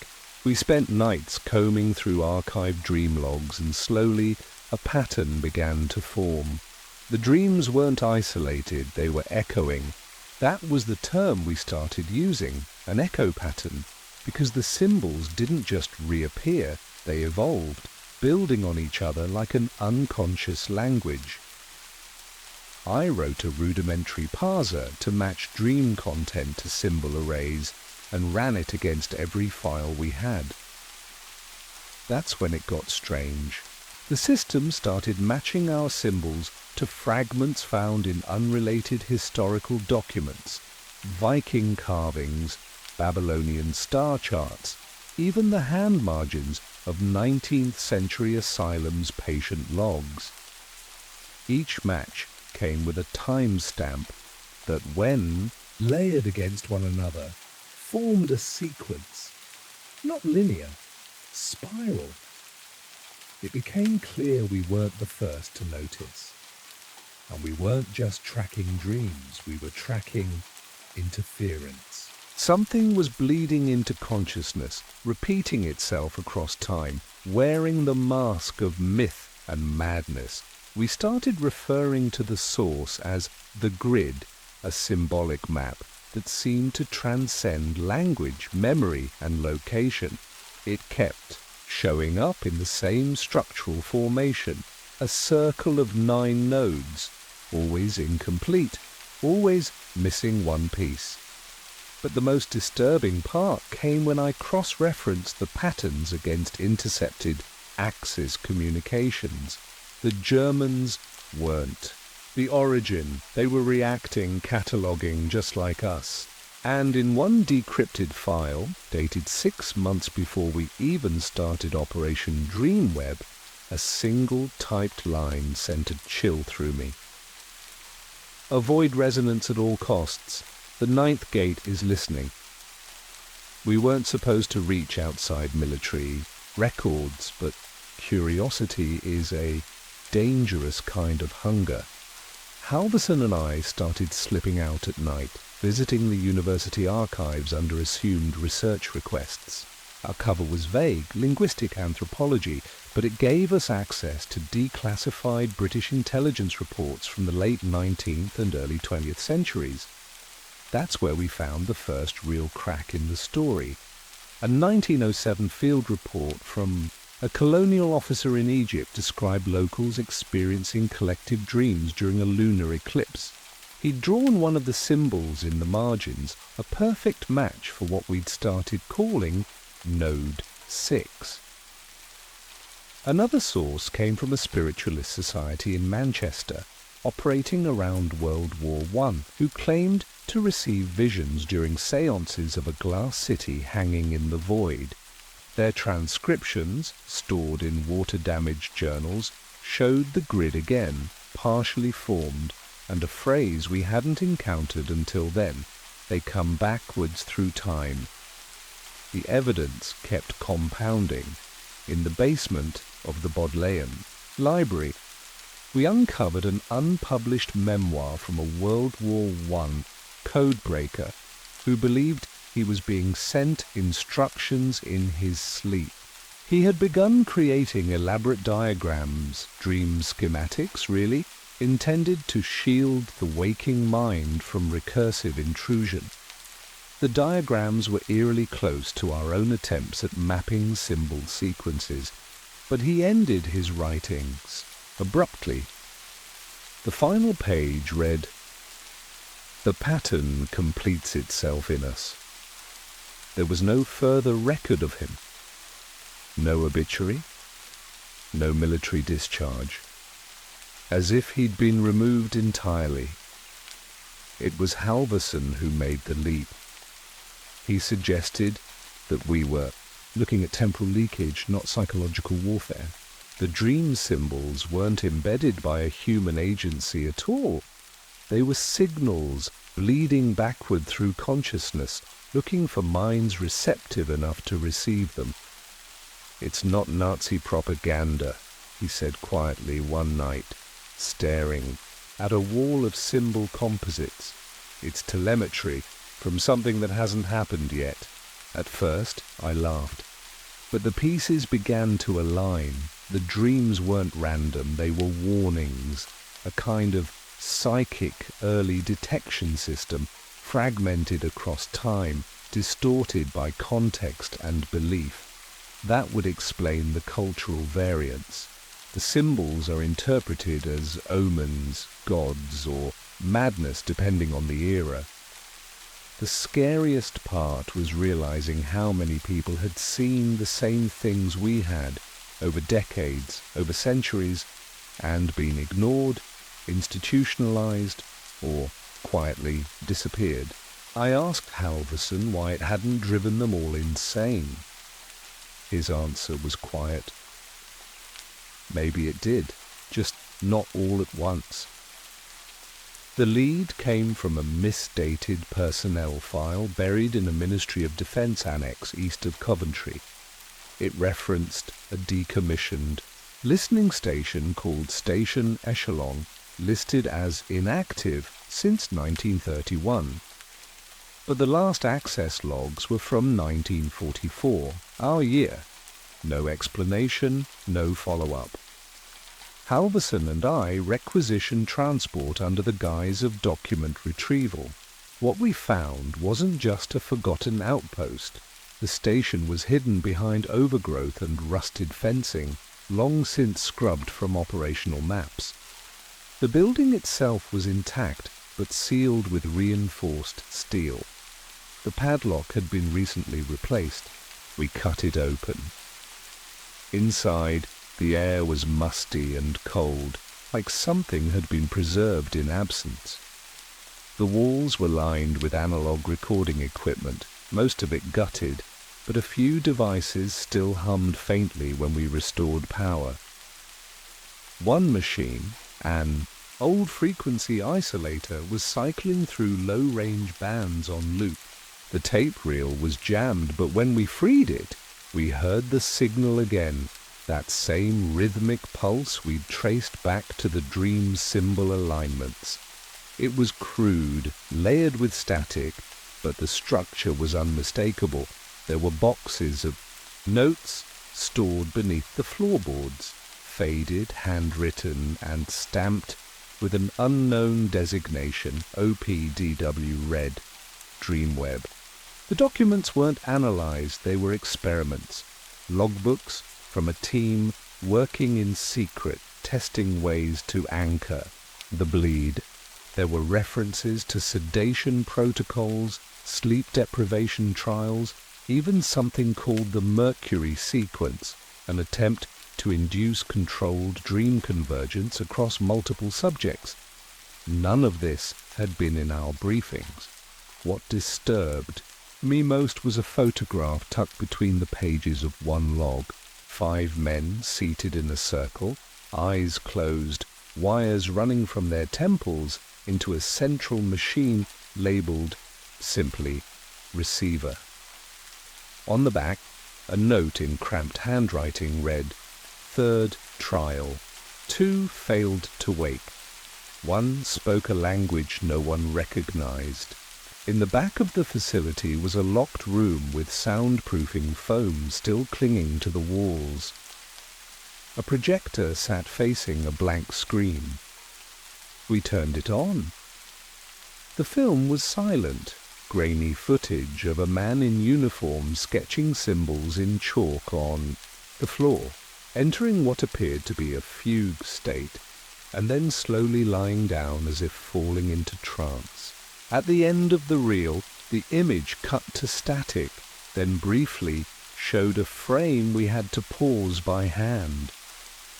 It was the grid again, fully complete, 9 nodes glowing. Halverson didn't speak for a long time. When he finally did, it wasn't theory anymore. "They built this place to listen," he said. But something answered. We returned to London under the weight of something neither of us could name. Echelon had changed us, not dramatically but subtly, like we'd crossed into a quieter world where everything looked the same but felt slightly wrong. Halverson stopped sleeping. He claimed it wasn't insomnia, just that there was too much noise on the other side of his eyelids. I began to see reflections that didn't match me in storefront glass, slight delays in movement, like memory playing tricks, but slower. The documents we recovered from Station Echelon were enough to demand an internal review. We compiled a summary, carefully redacted, and submitted it through secure diplomatic channels. The response came within hours. The review was denied, clearance revoked, access to Dreamweb records suspended. The message was polite but absolute. Further inquiry would be considered outside our directive scope. Halverson didn't wait. He had duplicates. We met late that night in the back room of a library near Russell Square that the staff thought we were professors. He laid out new findings. Old naval archives referencing magnetic anomalies near sleep research vessels in the Arctic, intercepted Soviet transmissions referencing phase drift phenomena, and scattered evidence of dream-related protocols, embedded in intelligence training manuals dating back to 1912. It all pointed to the same thing. We weren't decoding dreams. We were part of a system designed to regulate them. That's when the surveillance began. We noticed men in grey coats outside the office who never entered. Our phones would click softly just before disconnecting. Mail arrived, opened, then resealed. One night I found my apartment door unlocked with nothing missing, except the charcoal sketch I'd made of the completed grid. My landlady said she hadn't seen anyone. Halverson disappeared for 3 days. When he came back, he refused to talk about where he'd been, only saying, "It's not just the dreams, they're rehearsals." He started carrying a small transistor radio, tuning it constantly. "If the signal shifts again," he said, "we'll need to move." I asked him where he planned to go. He looked at me, genuinely puzzled, like I'd missed something obvious. "You don't outrun a signal," he said. You decide what to do before it finishes broadcasting. That night, I made my choice. I copied everything: reports, transcripts, audio reels onto microfilm and placed them in a lead-lined envelope. I didn't know who to trust, but I knew one thing: whatever this was, it wasn't finished. And someone wanted it buried. The broadcast completed itself on a Monday morning. I was reviewing symbol analysis charts when the lights in the archive flickered and the building fell silent. Not a blackout, something else. A hum, low and constant, seemed to press against the walls, vibrating the floor under my feet. Halverson burst into the room moments later, eyes bloodshot, clutching a printout. "It mapped," he said, dropping it on the table. The 9th node filled itself in. The paper showed a waveform translated into coordinates, latitudinal markers, that placed the signal's final origin not in Germany, not in the Arctic, but here. London. It had never been an intercept. It had always been local. I asked him what it meant. His voice cracked when he answered. "It's already started." The next 72 hours unfolded in fragments. Half our team was reassigned without warning. The others vanished into leave statuses. No one authorized. Official channels went dark. I tried contacting our original brief liaison at Bletchley. His number no longer worked. Then the files began disappearing. First, the shared directories, then the physical ones. One by one, the rooms of our section were emptied overnight. When I returned to the archive on Wednesday, the door lock had been changed. Halverson was gone. No forwarding address, no resignation. I knew what they were doing. Not erasing the data, rewriting the narrative, making it bureaucratic, folding it into plausible lines of research no one would look at twice. Dream study, behavioral analytics, sleep conditioning, all harmless labels masking something far older and deeper. I still had the microfilm. I kept it on me at all times, hidden in the lining of my coat. But I was already compromised. The dreams had changed. I no longer observed them. I lived with them, awake. I'd see flashes of the grid on train tracks, on the layout of city blocks, in the flicker of street lamps. People moved like markers, timed, patterned. It became clear we hadn't just stumbled on signals from the future. We were part of the broadcast. The human mind, once exposed, wasn't a receiver. It became a relay. The grid wasn't transmitting a warning. It was ensuring delivery. I understood then what Halverson meant by rehearsals. The dreams weren't trying to prevent something. They were practicing it, over and over, until the pattern embedded itself in enough of us to complete the structure. And somewhere deep inside me, a quiet voice I didn't recognize whispered, "You were never decoding. You were decoding yourself." It's been 17 years since the Dreamweb files vanished from official memory. No formal closure, no archive, no footnote. Just absence. A silence so deliberate it became its own kind of noise. I live quietly now under a different name in a coastal town where the nights are long and unremarkable. I teach languages at a small school and no one here has ever heard of Station Echelon or the 9th Node, but the dreams haven't stopped. They've changed, grown quieter, more precise. I no longer see symbols, I see architecture. Structures forming beneath the surface of memory, networks built not with steel or circuits, but thought and repetition. At first, I believed I had survived it, that my distance from the program had insulated me. But dreams don't obey distance. They obey resonance. I see it in others now, in the way a student stares too long at a chalk diagram, or how a stranger hesitates at a street crossing as if waiting for a signal only they can hear.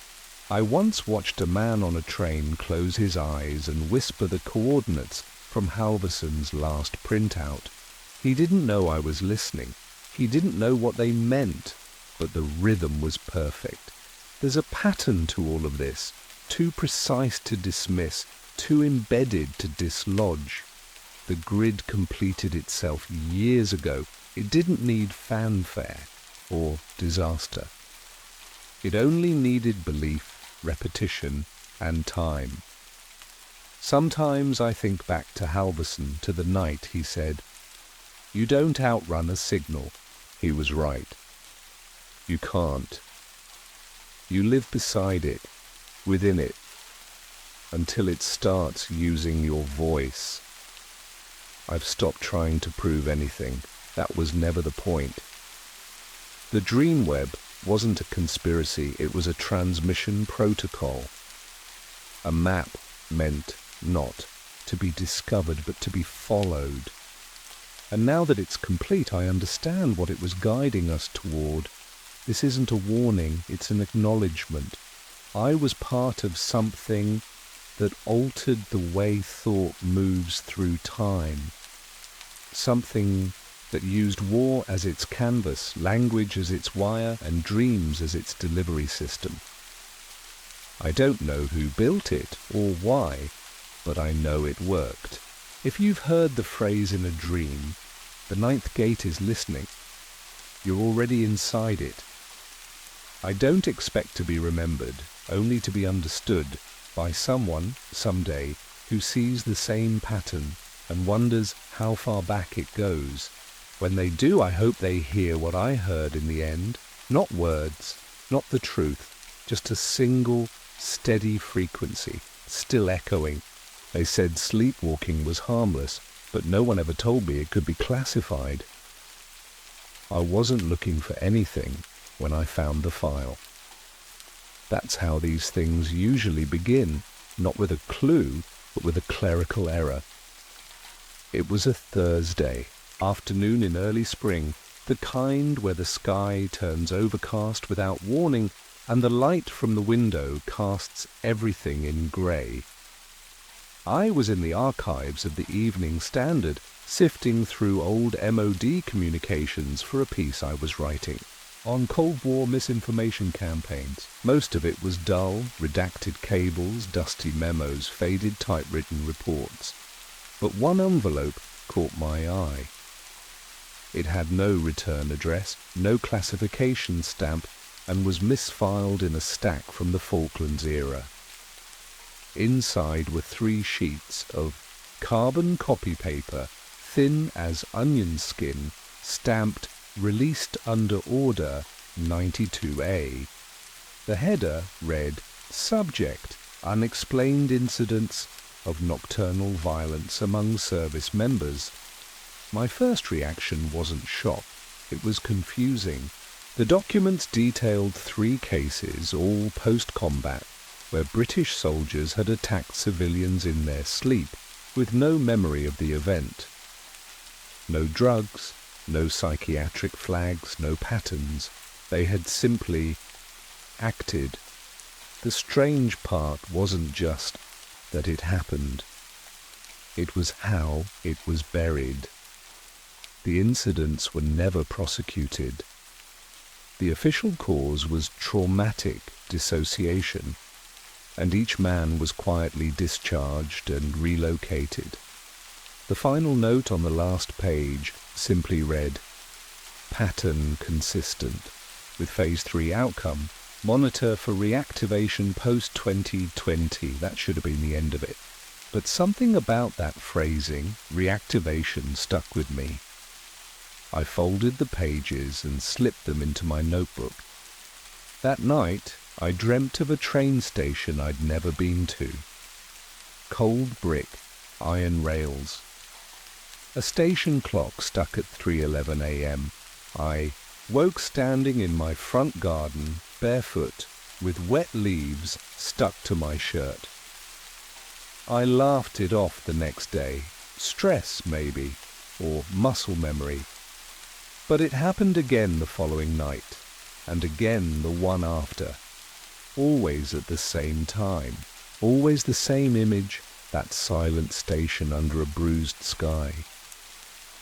I haven't told anyone, not yet.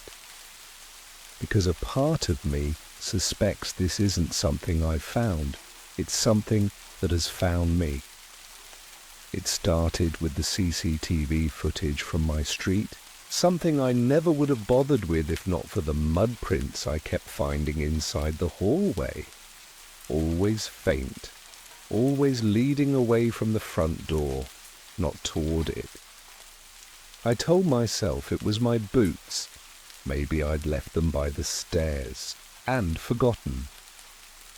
But when I finally pulled the council footage for a story about rising thefts in the neighborhood, I saw myself leaving the house at 3:08 a.m., barefoot, walking calmly down the road, not sleepwalking in the erratic, arms-out way I imagined from cartoons. I was upright, steady, like someone who knew exactly where he was going. I watched the clip over and over. I never came back. At least, not on camera. That same week, strange, data started turning up in my work files, old service records misrouted into my inbox, digital footnotes attached to declassified documents I hadn't opened yet. They weren't alarming at first, just off. A personnel file from 1979 with a birth date that matched mine. A grainy scanned photo of a child, maybe 5 or 6, scribbled with red ink, transferred to Group S, subject dormant. The file had no name, but the eyes looked too familiar. Then came the emails. One was blank, just a subject line. Do you remember Ashcombe Hill? I didn't. Not really. It sounded vaguely familiar, like a place from a school trip you don't fully recall. I searched the name and found it, an abandoned army facility in Surrey, decommissioned in the early 90s. The website that mentioned it had no links, just a footer that read, "Reintegration underway." From that night on, my dreams changed. I wasn't just in the station anymore. I was walking through corridors lined with pale green tiles and metal doors with no handles. There were voices behind some of them, whispering things I couldn't understand, but always repeating one phrase in rhythm with the station clock. 3:11, 3:11, 3:11. When I woke, I had numbers in my head, not words, numbers, GPS coordinates. I typed them into my phone one morning, more out of curiosity than belief. They pointed to Ashcombe Hill. I took the train to Surrey under the pretense of covering a council funding dispute. It wasn't a lie, exactly, but I wasn't there for quotes. Ashcombe Hill wasn't even on most maps anymore, just a stretch of fenced woodland behind a shuttered radio mast, and a cluster of derelict cottages that had long since stopped pretending to be homes. The facility itself sat half-buried behind. Overgrowth, its rusted gate still padlocked, though someone had clearly cut through it in recent months. The air smelled like wet stone and diesel. I stood at the tree line for a long time before I moved in.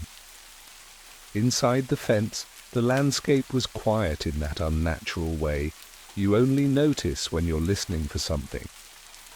No wind, no birds, just That low electric hum you can't place but can't ignore. I didn't go into the buildings right away. Instead, I walked the perimeter, following the old access road until I reached a crumbled service kiosk tagged with the sort of graffiti. That looks accidental. Most of it was meaningless, but on the inside wall behind a broken fuse box was a phrase sprayed in red. Phase 3 begins with recall. It matched the language from the original file I'd found in London. I took a photo, but the screen flickered and froze before saving. That's when the headaches started. A tightness behind my eyes, rhythmic and low, almost like a signal. I pressed on. Back in my flat that night, I pulled up archived ministry documents, ones I'd requested months ago for another piece and never properly reviewed. Hidden in the personnel reports of a shuttered unit called the Behavioral Conditioning Evaluation Group were references to children enrolled in a long-term compliance assessment trial, rebranded under a term I'd only ever seen mentioned. In passing, operant memory fragmentation. The test subjects were unlisted, unnamed, but one intake note mentioned a child placed in adaptive foster care after a fire destroyed the original research site. The town listed was Carlisle, my hometown. I was adopted at age 5 after a house fire. I'd always been told it was accidental that my biological parents died of smoke inhalation, but the records I requested years ago had come back heavily redacted. I never questioned why until now. I returned to Ashcombe Hill 2 days later with a torch, a crowbar, and a lie already prepared for anyone who asked what I was doing there. I said I was researching the closure of Cold War-era military sites for a historical series. It was just believable enough to carry weight if someone came asking, though no one did. The main building had once been administrative, judging by the remains of filing cabinets and rotary phones, now decaying into rust and dust. But what caught my attention was the basement, hidden behind a warped panel that used to be a storage wall, now buckled with water damage. The stairs beneath were steep and slick, the concrete walls narrowing the deeper I went. It wasn't pitch black, but close enough. The smell hit me halfway down, damp concrete and something faintly chemical, like disinfectant from another era. At the bottom, I found a narrow corridor lined with identical metal doors, each numbered but otherwise unmarked. Some were welded shut, others had rusted open just enough to see inside. The rooms were small, bare walls, reinforced vents, and a single light fixture in each. No furniture, no windows, just cells. On the wall beside one of them, someone had written a string of numbers in faded pencil. I didn't recognize the format until later, when I cross-checked it against the GPS history on my phone. It matched the coordinates from my dream. The one that led me here in the first place. At the far end of the corridor was a room with no number, its door slightly ajar. Inside, the walls were covered in old soundproofing foam, most of it rotting, peeling in long strips like dried skin. There was a projector on the ceiling, ancient and fused with dust, and a reclining metal chair bolted to the floor, its armrests fitted with leather straps that had gone stiff with age. In the corner was a desk with a cracked monitor and an old reel-to-reel recorder still loaded. I didn't touch anything. I just stood there, feeling like I'd stumbled into a memory that didn't belong to me, but one I somehow understood. That night, I couldn't sleep. Not because I was afraid, because I felt like I'd been there before. I drafted the article 4 different times before I stopped pretending I was going to publish it. Each version felt thinner than the last, hollow in the face of what I was really uncovering. There were no sources I could quote, no experts I could safely consult. The documents I had weren't just redacted, they were designed to vanish, loaded with expiry tags that deleted metadata after a single viewing. But the pattern was undeniable. What began as a side story about Cold War experiments had turned into a mirror. Every line I wrote felt like I was describing myself. I hadn't sleepwalked in 2 nights, but I'd begun waking at exactly heart racing, already standing. Sometimes at the foot of the bed. Once in the hall, the GPS history on my phone showed movement, even though I never left the house. I stopped trusting my own memory, or my devices. I bought a typewriter from a charity shop and started logging everything manually, every dream, every gap in my recall, every strange impulse I couldn't trace back to anything rational. That's when I noticed the black car, parked across from my flat 3 nights in a row, engine off, never the same driver. Always someone different, but with the same posture. Still watchful, just present enough to be noticed, but not enough to confront. I confronted them anyway.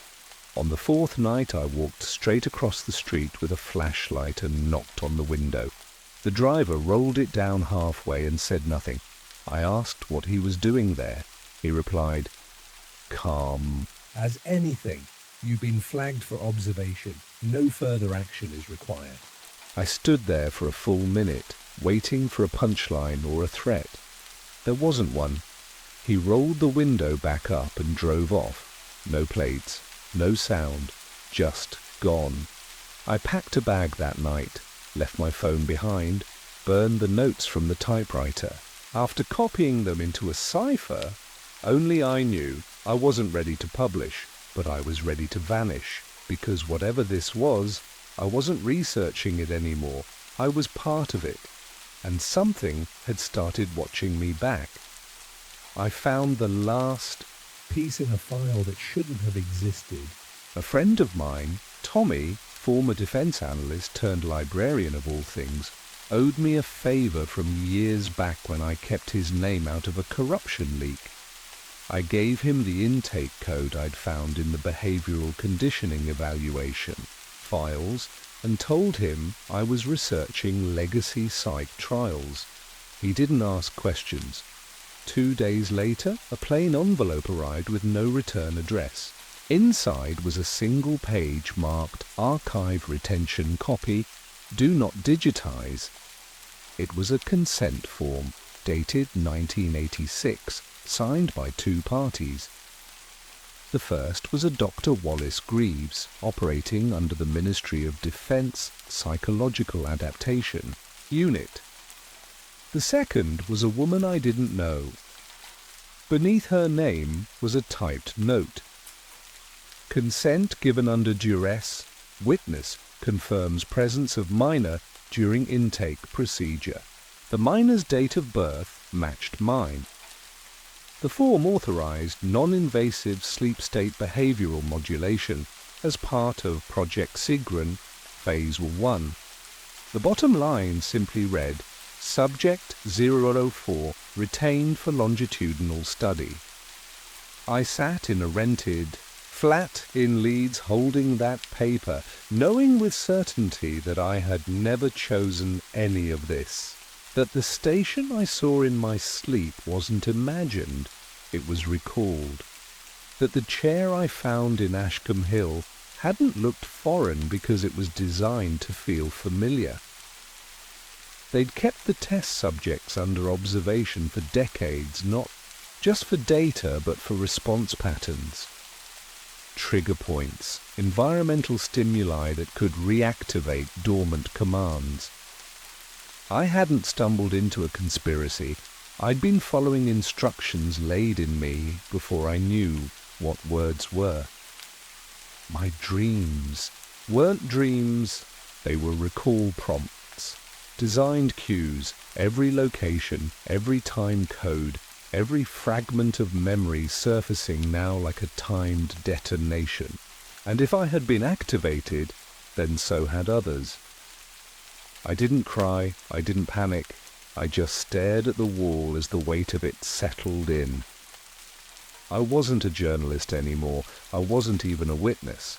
I was a remnant of a program no one wanted to admit had ever existed. And now that I knew, the question wasn't whether I could expose it. It was whether I would be allowed to live with the knowledge. I've stopped trying to prove anything. That part of me, the journalist, the investigator, the man who thought the truth alone could protect him, is gone now. The files are scattered in dead drops across 4 cities, not published, not forgotten, just hidden. I've memorized the locations, then burned the maps. There's no backup plan, no whistleblower hotline, no expose waiting to drop. Only the quiet knowledge that some truths don't want to be told, and some are structured so precisely they can only be remembered by those they were designed to reawaken. I still wake at 3:11 every morning. I don't move, I don't speak. I just lie there, eyes open, waiting for something I don't understand. Sometimes I hear footsteps in the hallway that vanish when the clock resets. Sometimes I hear my own voice speaking from another room. Last week, I found a Polaroid under my front door. No envelope, no message. Just an image of the station from my dreams. The clock was visible. It read 3:11. I flipped it over. On the back, in handwriting I didn't recognize, it said, "You've come home. I don't know who sent it, but I believe them because something in me has quieted. Not peace exactly, but resignation. A sense that the patterns I thought I was uncovering had always been there, waiting, looping through time like a signal bouncing off old tape. I think I was meant to reach this point, not as an accident, but as a completion.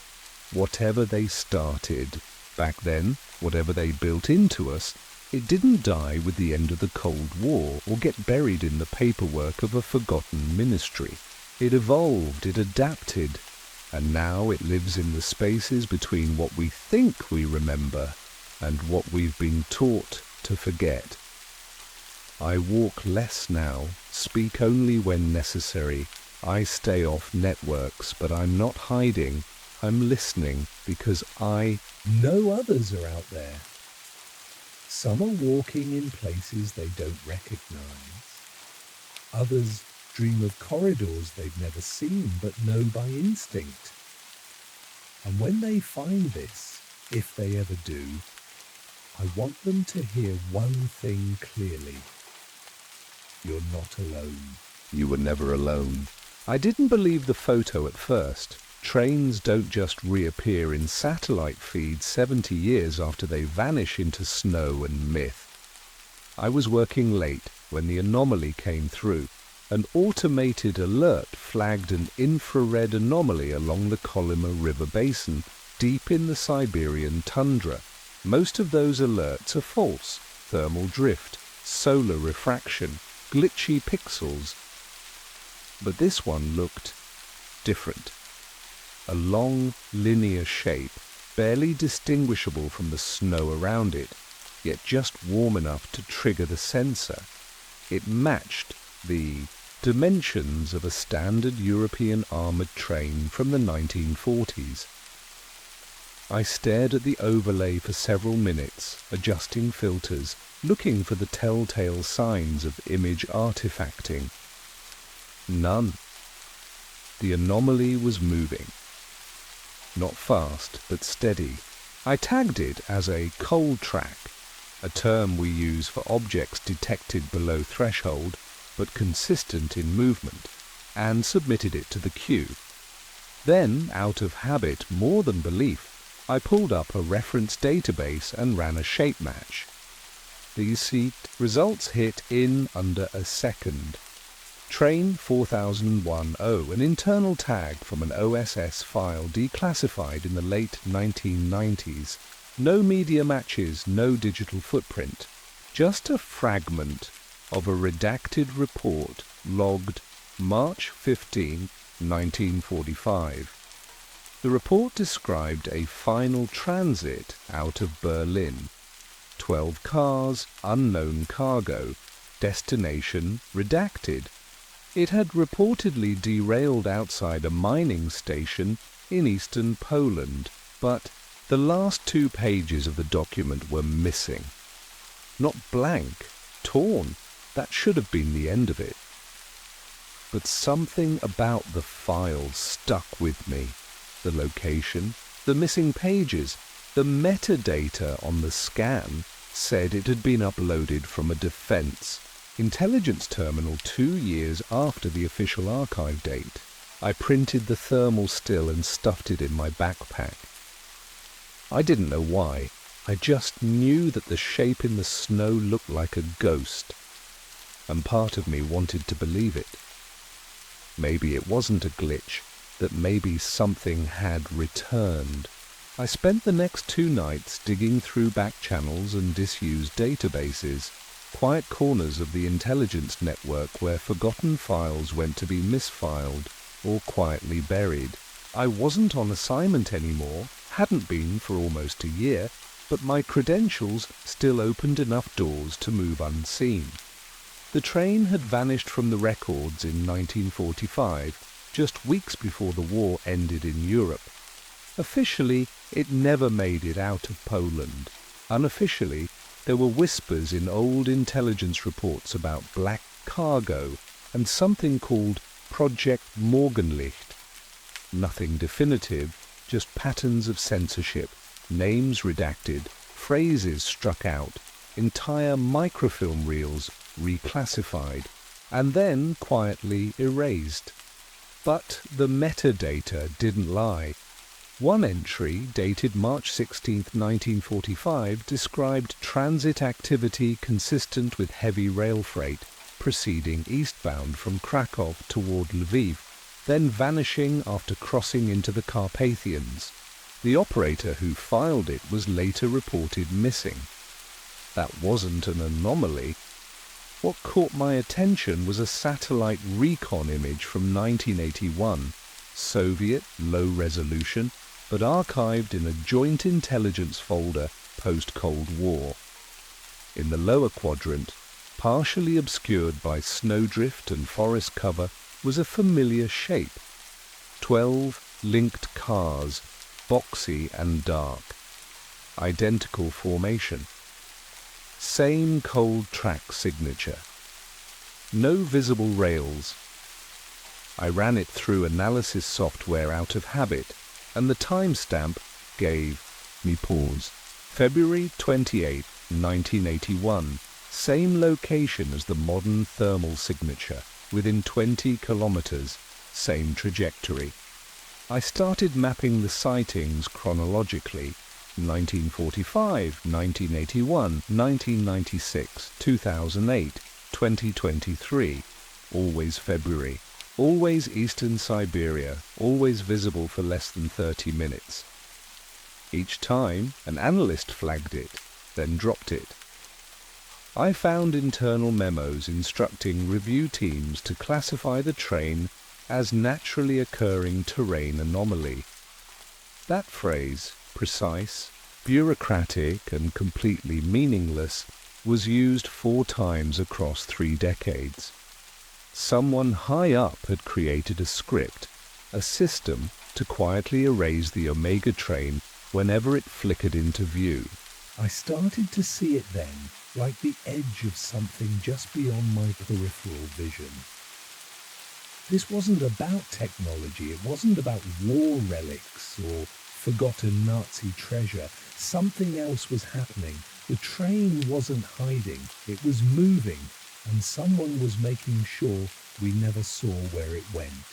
The more I pulled at the thread, the more the history began to unravel, not in the dramatic sense, but in quiet, deliberate gaps. Reports were missing, but not deleted. Instead, they were stripped of context, scattered across unrelated archives, and recategorized under harmless titles like Weather Surveillance or Infrastructure Debrief. I traced one particular document to a long-shuttered NATO storage server. It was labelled as an engineering report on post-war railway conditions in Eastern Europe. Buried halfway through the scanned file was a reference to a rail line constructed in total secrecy by German engineers in late 1944. No location, no official name, just a designation, Track Omega. According to the memo, it was built with non-standard gauge, incompatible with any known European rail system. That alone was odd. What followed was stranger.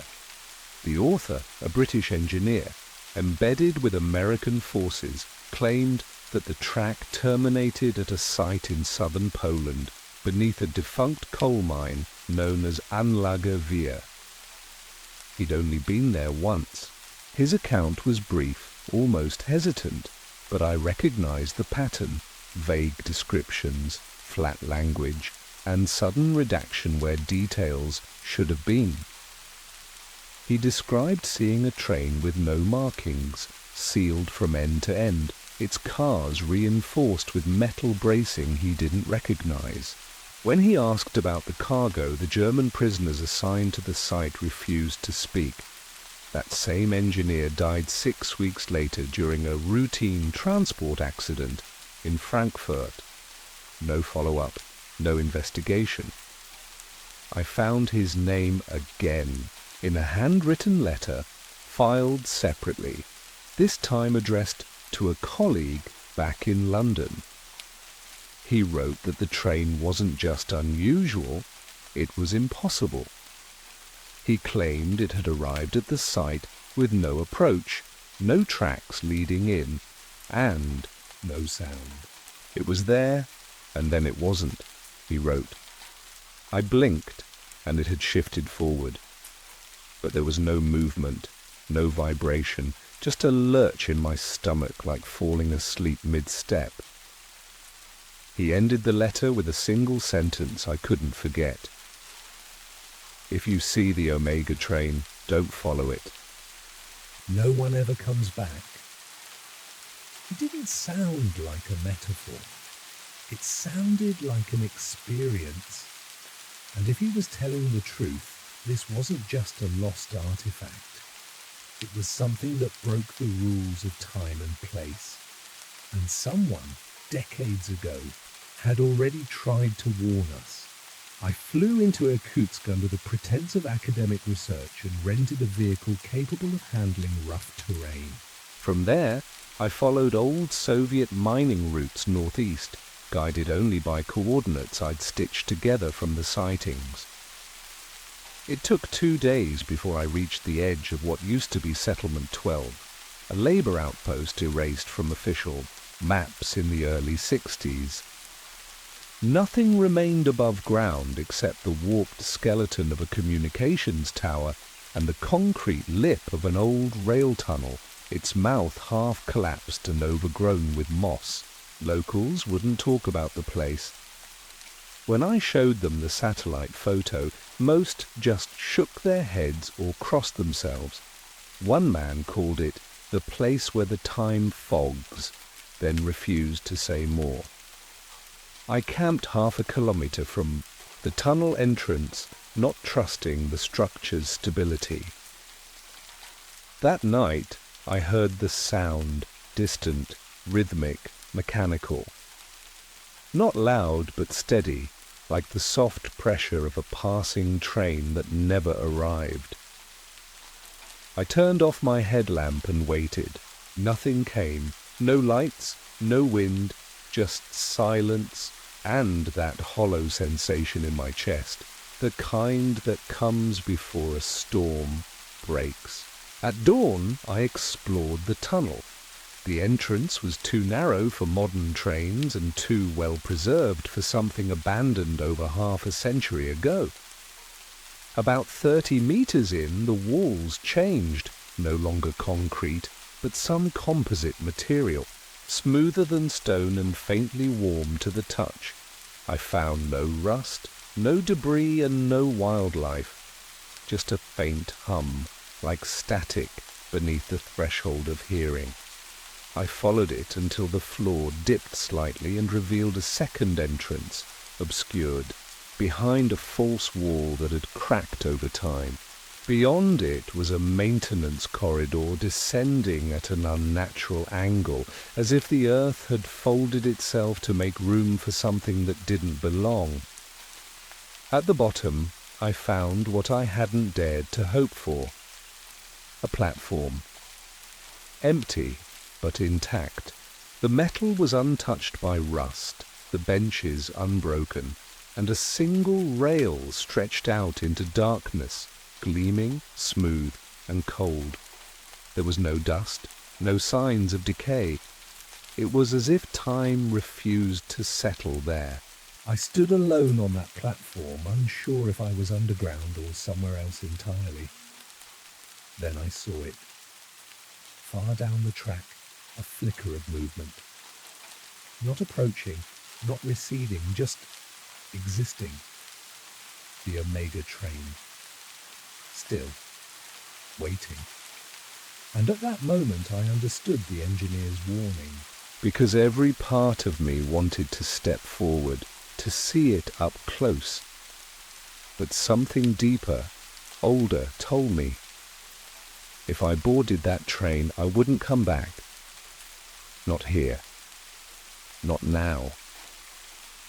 I left the platform before nightfall, backtracked in silence, and made camp a full mile from the tunnel. I didn't sleep. Every twig snap felt deliberate. Every gust of wind carried weight. At dawn, I packed everything and drove west without stopping. In the village of Ustkut, I bought a burner phone and uploaded a batch of compressed files, images, coordinates, notes, then sent them to 3 contacts from my past life. All of them had clearance once. None of them replied. Within 12 hours, 2 of the email addresses were deactivated. By the second night, the burner phone refused to boot. At first, I thought the battery had died. Then I noticed the casing, slightly warped, warm to the touch, like it had been microwaved from the inside out. That same night, I spotted the drone. No sound, no lights, just a soft displacement in the cloud cover above my vehicle. It hovered, then vanished. After that, I kept moving. Hostels, side roads, aliases I hadn't used in years. I wasn't being hunted in the cinematic sense. No black sedans, no footsteps in the hallway. It was subtler than that. Calls that didn't connect. Bank cards that failed. Rooms that felt too clean. I knew what was happening. The system wasn't coming for me. It was erasing me. Quietly. One database at a time, I considered going dark completely, cutting ties, living under the radar. But then the second image arrived. No return address, no message, just a single photo in my private inbox. It showed the Omega train, same angle as before, but this time the timestamp was different. It was from 1996. The metadata matched a Russian meteorological satellite that had since been decommissioned. I didn't know who sent it, but I understood the message. Someone else had seen it. Someone is still inside, and they wanted me to keep going.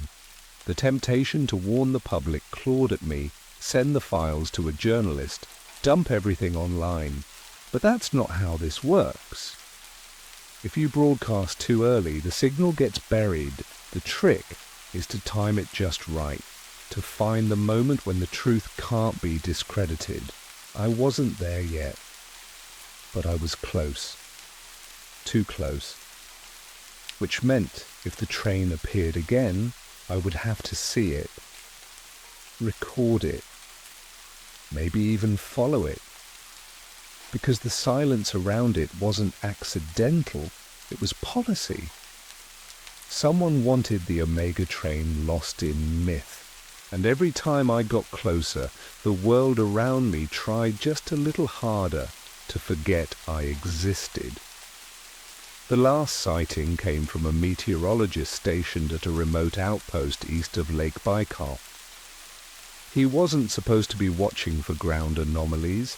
His equipment tracked auroras and ionospheric shifts, but what he captured was clearer than anything I'd seen. 12 rail cars, matty black, moving across open tundra where no tracks had existed in decades. The image arrived via a secured channel I didn't know was still active, labeled only with 3 words, "It's in phase." I booked passage on a cargo flight posing as a low-level tech consultant, then took a supply snowcat north alone.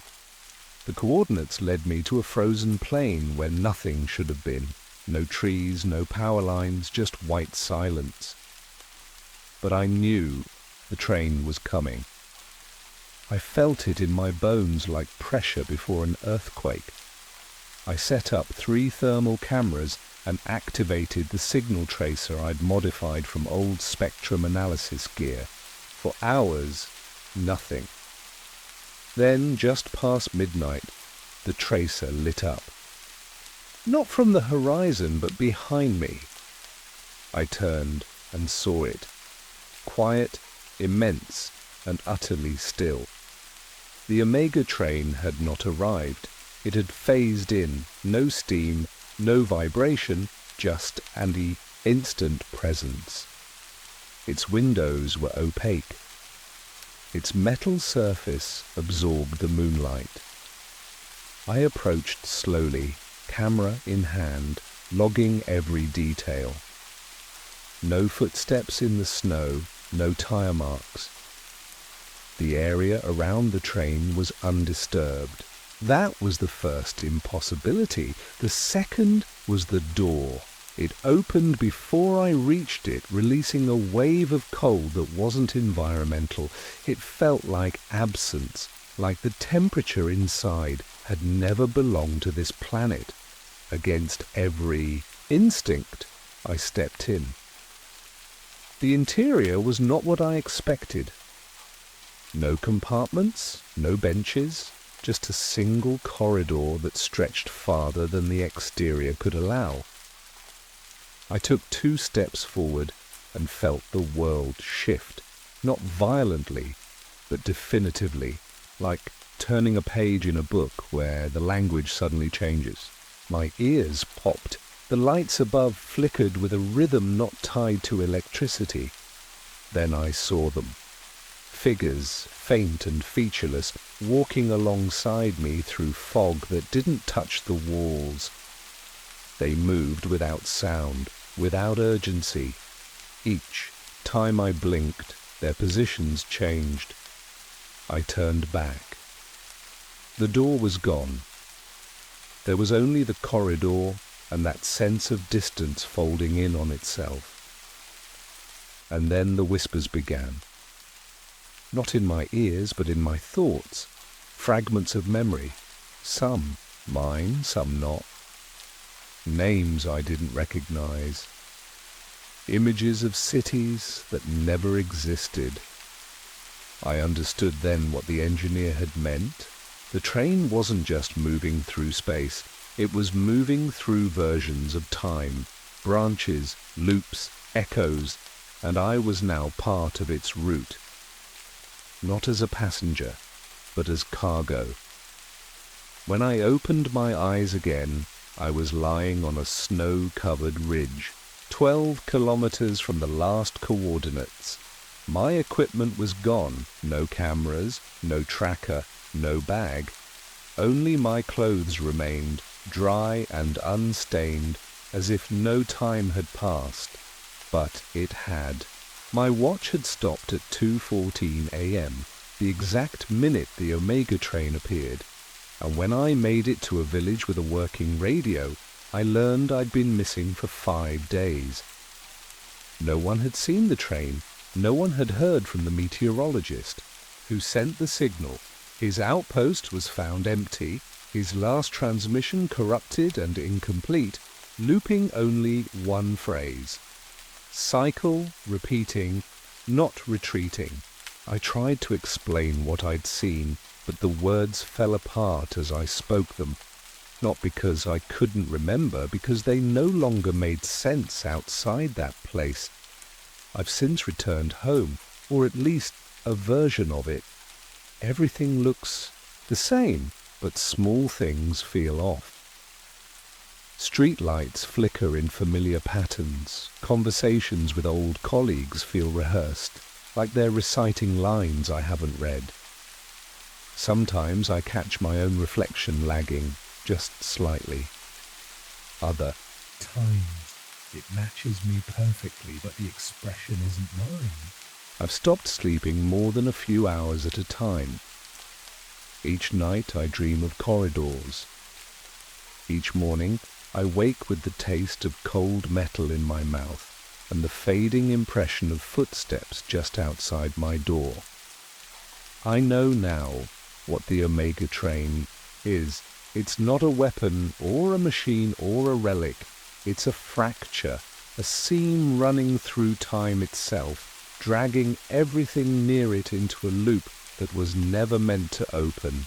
I wasn't chosen, I was caught, like so many before me, and spit back out somewhere close but not quite. The train doesn't steal people, it edits them, and once you've seen it, you can't unsee the patterns it leaves behind. I've tried to write this all down, not to convince anyone, but to remember, because already the details are fading. Already I can feel the next loop pulling at the edges of my thoughts. If you ever see that train, don't follow, don't investigate. Turn away and forget, because the worst part isn't disappearing, it's coming back and realizing you never really left. They said the war was nearly over, but the voices in my dreams were only just beginning. It started in the infirmary tent outside Stuttgart. Muddy canvas, stale air, and the low hum of wounded men waiting to be forgotten. I'd been pulled from a half-collapsed barn in Alsace 2 weeks prior, a shell shock case according to the medic who found me screaming into the dirt. They said I was lucky to be alive, but I didn't feel lucky. Every night since, I'd wake soaked in sweat, the same phrase echoing in my head. Division null ist immer da. Division 0 is always there. The thing is, I'd never heard of Division 0, not in training, not in the field, not even in captured documents. It didn't exist. At first, the doctors chalked it up to trauma. I almost believed them. But there was a pattern. Other POWs, guys who'd been through the worst of it, started reporting the same dreams. Not similar, the same. A grey room, with no doors, figures in uniforms without insignia, and that same phrase repeated in perfect, dispassionate German. Division 0 is always there. One guy even tried to cut the phrase into his arm, like he couldn't hold it in anymore. They sent him away under sedation. I never saw him again. I began writing down my dreams, every detail I could remember. I wasn't trying to prove anything, not yet. I just needed to understand. I'd always prided myself on being rational, even under fire. But this wasn't battle fatigue. It was something else, something precise. Each dream ended with the same static burst of sound, like a radio signal being cut off mid-broadcast. One morning, I heard that same static from a broken shortwave unit in the comms tent. It wasn't hooked up, wasn't even powered, but there it was, the exact tone from my dreams, crackling in the dead air. I didn't tell anyone. Not yet. The war might have been ending, but something had started inside. Me, a quiet sense that these weren't just dreams. They were messages, instructions, and if I didn't figure out where they came from, someone else would, someone who wouldn't question what they were told. I wasn't allowed access to a typewriter, so I wrote everything by hand, pages of fragmented dream imagery, repeated phrases and sketches of symbols I couldn't consciously recall seeing. One day, a psychiatrist named Captain Ellison asked to see the journal. He was new to the base, clean-shaven, with the quiet, unshakable manner of someone who listened more than he spoke. I handed it over without hesitation. He didn't dismiss the content, didn't smile or nod like the others had. He just read, flipping through slowly, then asked if he could run some of the symbols past intelligence. The next morning, I was transferred to a facility in Belgium. No reason given, no orders shown. The compound was an old seminary turned military hospital with blackout curtains, guarded doors, and a strange stillness in the halls. That's where I met the others. 7 men, all POWs, all experiencing the same dream fragments. We weren't allowed to talk openly, but we found ways. Code tapped through walls, pages exchanged through laundry. That's how I learned about the static tones. Every one of us had heard them in waking life. Radios that weren't on, wires that weren't connected. One guy, a British signals officer, claimed he'd matched the tone frequency to a classified Wehrmacht transmission band, one not assigned to any known division. Another said he'd seen a prisoner in Italy go catatonic after whispering "Null is awake" into his own palm, over and over. I started asking questions, tracing documents through whatever contacts I still had. A Belgian nurse helped me get access to a decommissioned signals logbook. Page after page of encrypted chatter, but one pattern stood out. Short bursts of data, always at 03:12 a.m., always from camps where these dream symptoms were later reported. I cross-referenced with known POW rosters. Every location matched a known case. There was a system here, something coordinated, but it wasn't the German High Command. This signal, whatever it was, didn't come from Berlin. The timing, the tone, the consistency, it behaved less like a transmission and more like a pulse, something rhythmic, designed, not to communicate, but to insert. And if that was true, then our minds weren't reacting to trauma. They were being tuned. Captain Ellison returned 2 days later with eyes that didn't match the calm he projected. He'd traced the symbols from my journal through old intelligence files, some going back to the First World War. One of them appeared on a recovered artifact from a failed German expedition to the Baltic in 1918, a stone tablet the size of a shoebox covered in geometric carvings and sealed in a crate labelled only K-Zell. The record ended there. No explanation. No follow-up. But Ellison had found a second mention, this time in the aftermath of a failed Allied raid on a POW transport train in Bavaria. A field report noted that all surviving prisoners complained of identical nightmares involving a silent man in an IA officer's coat with no face. The faceless figure he'd appeared to me as well. Not a nightmare exactly. Just a presence, watching from a corner of the room that didn't seem to exist. We compared notes. All of us had seen him.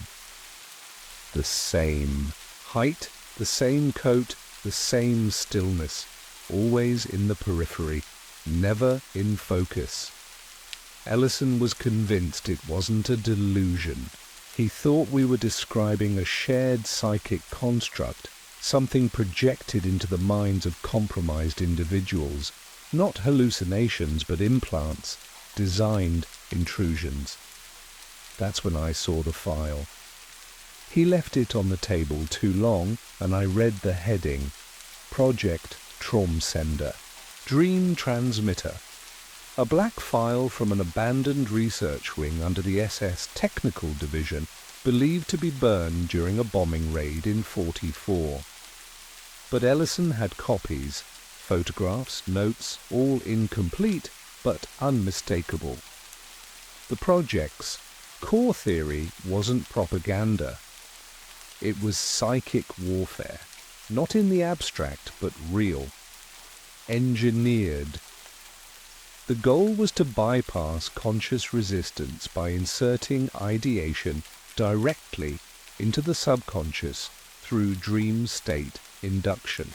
The delivery mechanism, radio pulse modulation paired with ritualistic sensory deprivation, a technological ritual, a machine designed to summon.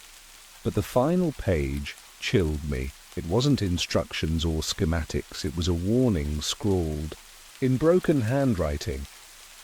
The soldiers are not real. They are reflections, echoes of something thinking through us. If you see them, you've already been touched. Ellison didn't know I'd read it, but I couldn't unsee the phrase that followed in bold red ink.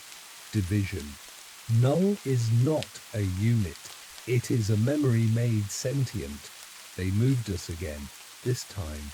Under cover of night, no records, no uniforms, just a silent convoy through the Ardennes to a decommissioned asylum half swallowed by the forest.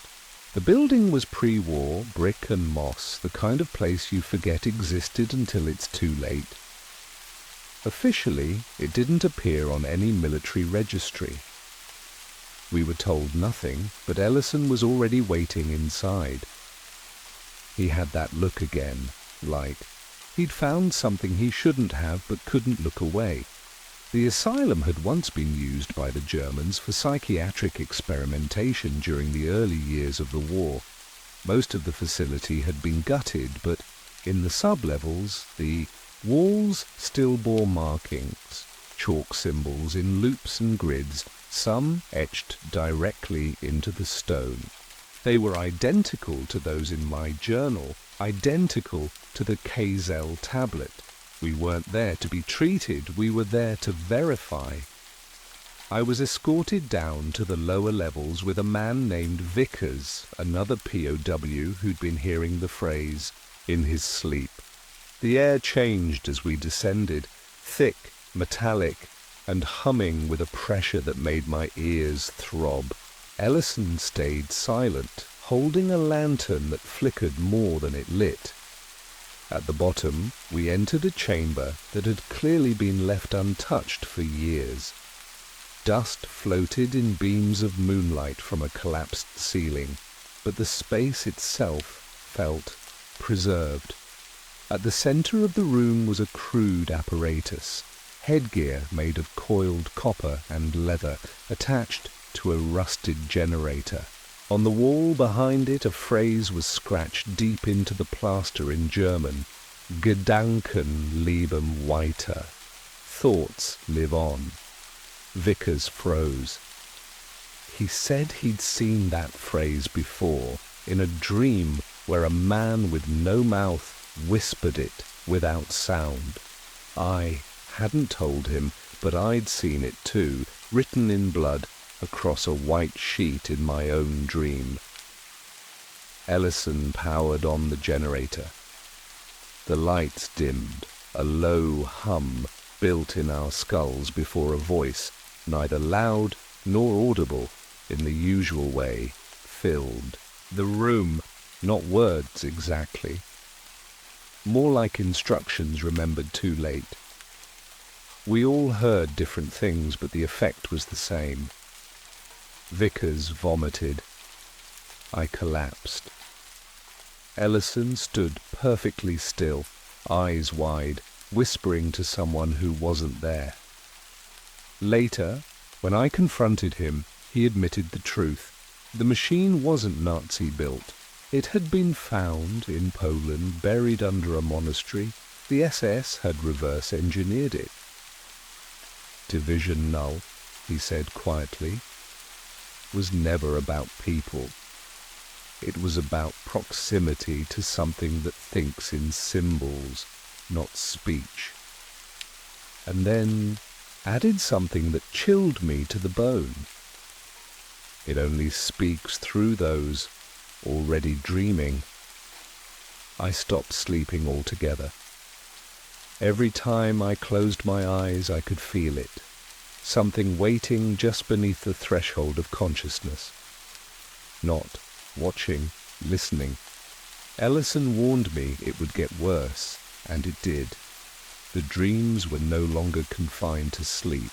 I'd blink and see symbols burned into the floor tiles, or catch myself mouthing phrases in languages I didn't know. During meals, the radio in the hall would crackle to life with static that seemed to sync with my heartbeat. I started keeping track of the time whenever it happened, always 03:12 a.m. down to the second. The others were deteriorating. Vickers had gone silent, scribbling endlessly in a language no one could translate. 2 more were moved to isolation after attempting to break through the asylum's basement wall with their bare hands.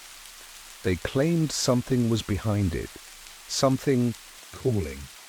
That's when I made my decision. I wasn't going to be another fire in a sealed cabinet. I began documenting everything, dreams, symbols, phrases, incidents, all of it.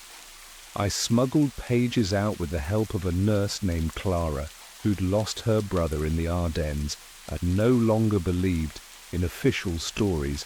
She said her brother had described similar dreams in his final letters. I didn't tell her that his name had appeared in one of mine. The plan was simple. Transmit a summary report to a British intelligence contact I'd met before capture. Not the military channel, too monitored. This had to be analog. Clara arranged access to a disused shortwave rig in the tower's attic. It hadn't been powered in years, but I made it work. I broadcast at 3:12 a.m., matching the rhythm of the pulse. My message was short, direct, and laced with disinformation, enough to conceal the real content behind a cipher. But as the final Shawarma signal transmitted, the power died, not just in the attic, but across the entire facility. Silence. No alarm. No response. Just the dark. We were already compromised. That same night, a black car appeared in the woods. 3 men emerged. No insignia, no names, only an authorization code that Clara said didn't match any allied group. They didn't speak to anyone but Ellison. After their visit, he stopped asking questions. So did everyone else. Files were burned, journals vanished. One of the patients who'd been carving symbols into his arm disappeared from the infirmary without a trace. The next morning, the wall he'd been kept near bore fresh writing, written in a spiral, almost imperceptibly faint. You're not studying it. You're dreaming about it. The asylum was shuttered 2 weeks later. Official reason: structural instability and risk of fire. Everyone was relocated under different pretenses. Some transferred to military hospitals. Others, like Vickers, simply vanished into non-existent institutions. I was marked as medically discharged, My records classified under a project I'd never been told the name of. Only the initials, PDR, I didn't ask. I already knew what they meant. Phantom Division Research. Ellison met me one final time, before we were split up.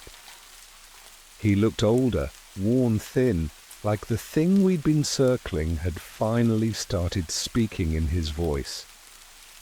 He handed me a parcel, sealed, unmarked, and told me not to open it unless the dreams came back. Then he said something I still don't understand. It never needed to exist physically. It only needed to be believed in by enough minds for long enough. After that, I was gone. Reassigned to a clerical unit near the French coast. No questions. No explanations. I tried to forget. I buried the journal, destroyed the radio parts, even burned the sketches, but forgetting didn't help. The dreams didn't return, not fully, but pieces did. Flickers of that faceless figure, of black snow, falling in rooms without ceilings, of doors opening inward when they should swing out. Then a letter arrived, no return address. Inside was a single page torn from a classified military record. It listed names, mine included, and next to each one a phrase, cognitively imprinted, retain access. I remembered something Ellison had once said when we first discovered the Baltic artifact. A signal that doesn't just speak, but embeds. Like a code you carry inside you, waiting for a trigger.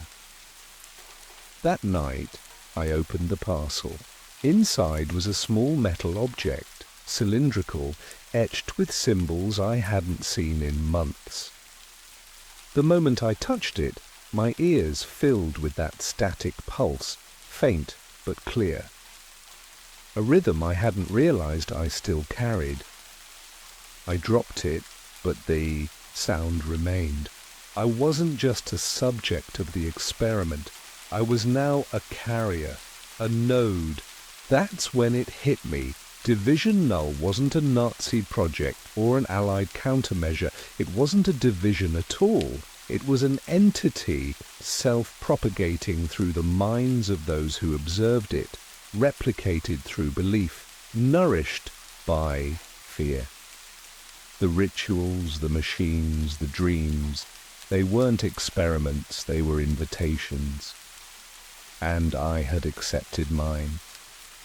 I've lived in silence for years now, drifting between cities under names I never quite get used to. I don't sleep much, and when I do it's shallow. A hum always follows, low, rhythmic, just beneath hearing. Sometimes it fades, but it always returns. I've stopped trying to explain it. There's no one left to convince.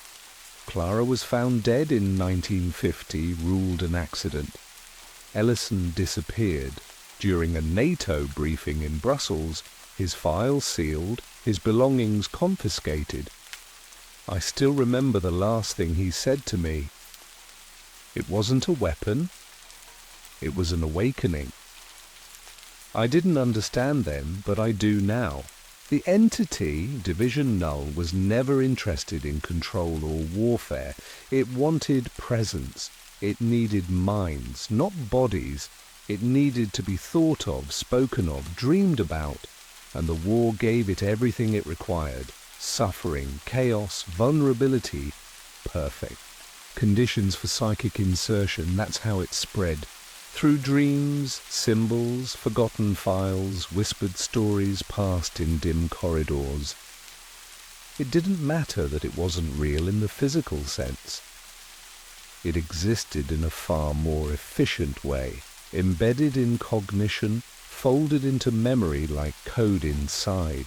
A carrier wave. I believe now that some of us weren't chosen. We were receptive. We were open in just the right way, fractured in just the right places. It got in because we were already breaking. Sometimes I wonder how many there are like me.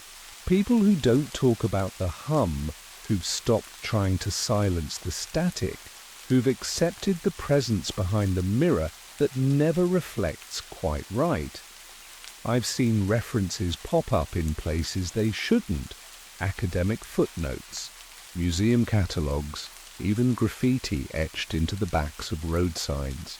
Null is listening. To vision without number. I don't think it ever stopped. I think it just learned to hide better, to sleep deeper. But I'm still dreaming. Through us. Through me. I've written this not as a warning. I know better now, but as a record for anyone who might still think they imagined it. You didn't. It was real. It still is, and if you've made it this far, if the symbols started to feel familiar, then it's already inside you too. Not a curse. Not even a threat. Just a presence, waiting, always there, just like it said. Every known Nazi stronghold in Europe didn't just fall. They collapsed at exactly 3:33 a.m. as if on cue. When I first noticed the timestamp pattern, I assumed it was an error. I was digitizing declassified Allied field reports for a historical research group, the kind of quiet contract work no one really watches. The documents were old, some warped by damp or fire, others typed so faintly they barely survived the scanner. But over and over again, the same detail emerged. The fall of key Nazi outposts, bunkers, command centers, fortified estates, was always recorded at 3:33 a.m. Different locations, different operations, even different months. Always 3:33. I flagged it once, casually, in the project chat. No, one responded. So I let it go. Patterns like that were usually coincidence or bad documentation. Still, the number itched at me. One morning, around 3:30 a.m., I jolted awake without reason. The room was silent. My phone buzzed with a system update notice, the time glowing at the top. 3:33, I lay there, wide-eyed, wondering what exactly I had seen in those field reports. A week later, a box arrived at my door. No return address. Inside was a bundle of war-era blueprints, brittle and yellowed, with a single note clipped on top. You were right. Keep looking. At first, I laughed it off. Prank, maybe, or a mistake. But something about the precision of the blueprints caught me off guard. They weren't maps of bases or weapons. They were diagrams of rooms. Identical layouts, always centered around a chamber, with ritual markings, always underground, always labeled Erwachenpunkt, awakening point. I couldn't explain why, but something about that name hit a nerve. That night, I set an alarm for 3:30. I wanted to be awake, just to see if anything happened. At 3:33 on the dot, every light in my apartment flickered. It only lasted a second. But afterward, the room felt wrong. Not just quiet, staged, like a set between takes. I checked the circuit breaker. Nothing was tripped. No outages reported. I didn't sleep the rest of the night. By morning, I'd made a decision. I had to know what happened at 3:33. Not just in the war. Now. I started by scanning the blueprints frame by frame, using photo editing software to enhance the faded annotations. One phrase showed up repeatedly in the margins. Angstfeld vector. My German isn't fluent, but I translated it loosely as fear field vector. It sounded like nonsense, but when I ran it through an OCR filter, the software flagged it, not as text, but as a tagged identifier, something used in older military simulation models. That's when I realized this wasn't a spiritual diagram. It was technical. Someone had tried to quantify human fear, build it into architecture. I dropped the phrase into a secure search engine used by threat analysts and got exactly one hit. A defunct forum post archived from 2004 titled The Reich That Waits. Most of it was conspiracy gibberish, but one comment stood out.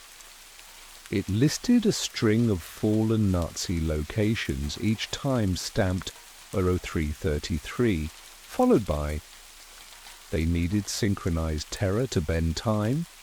That line looped in my head all night. The next day, I scrubbed through WWII mission footage and stumbled on a raw film reel labeled Operation Runestone.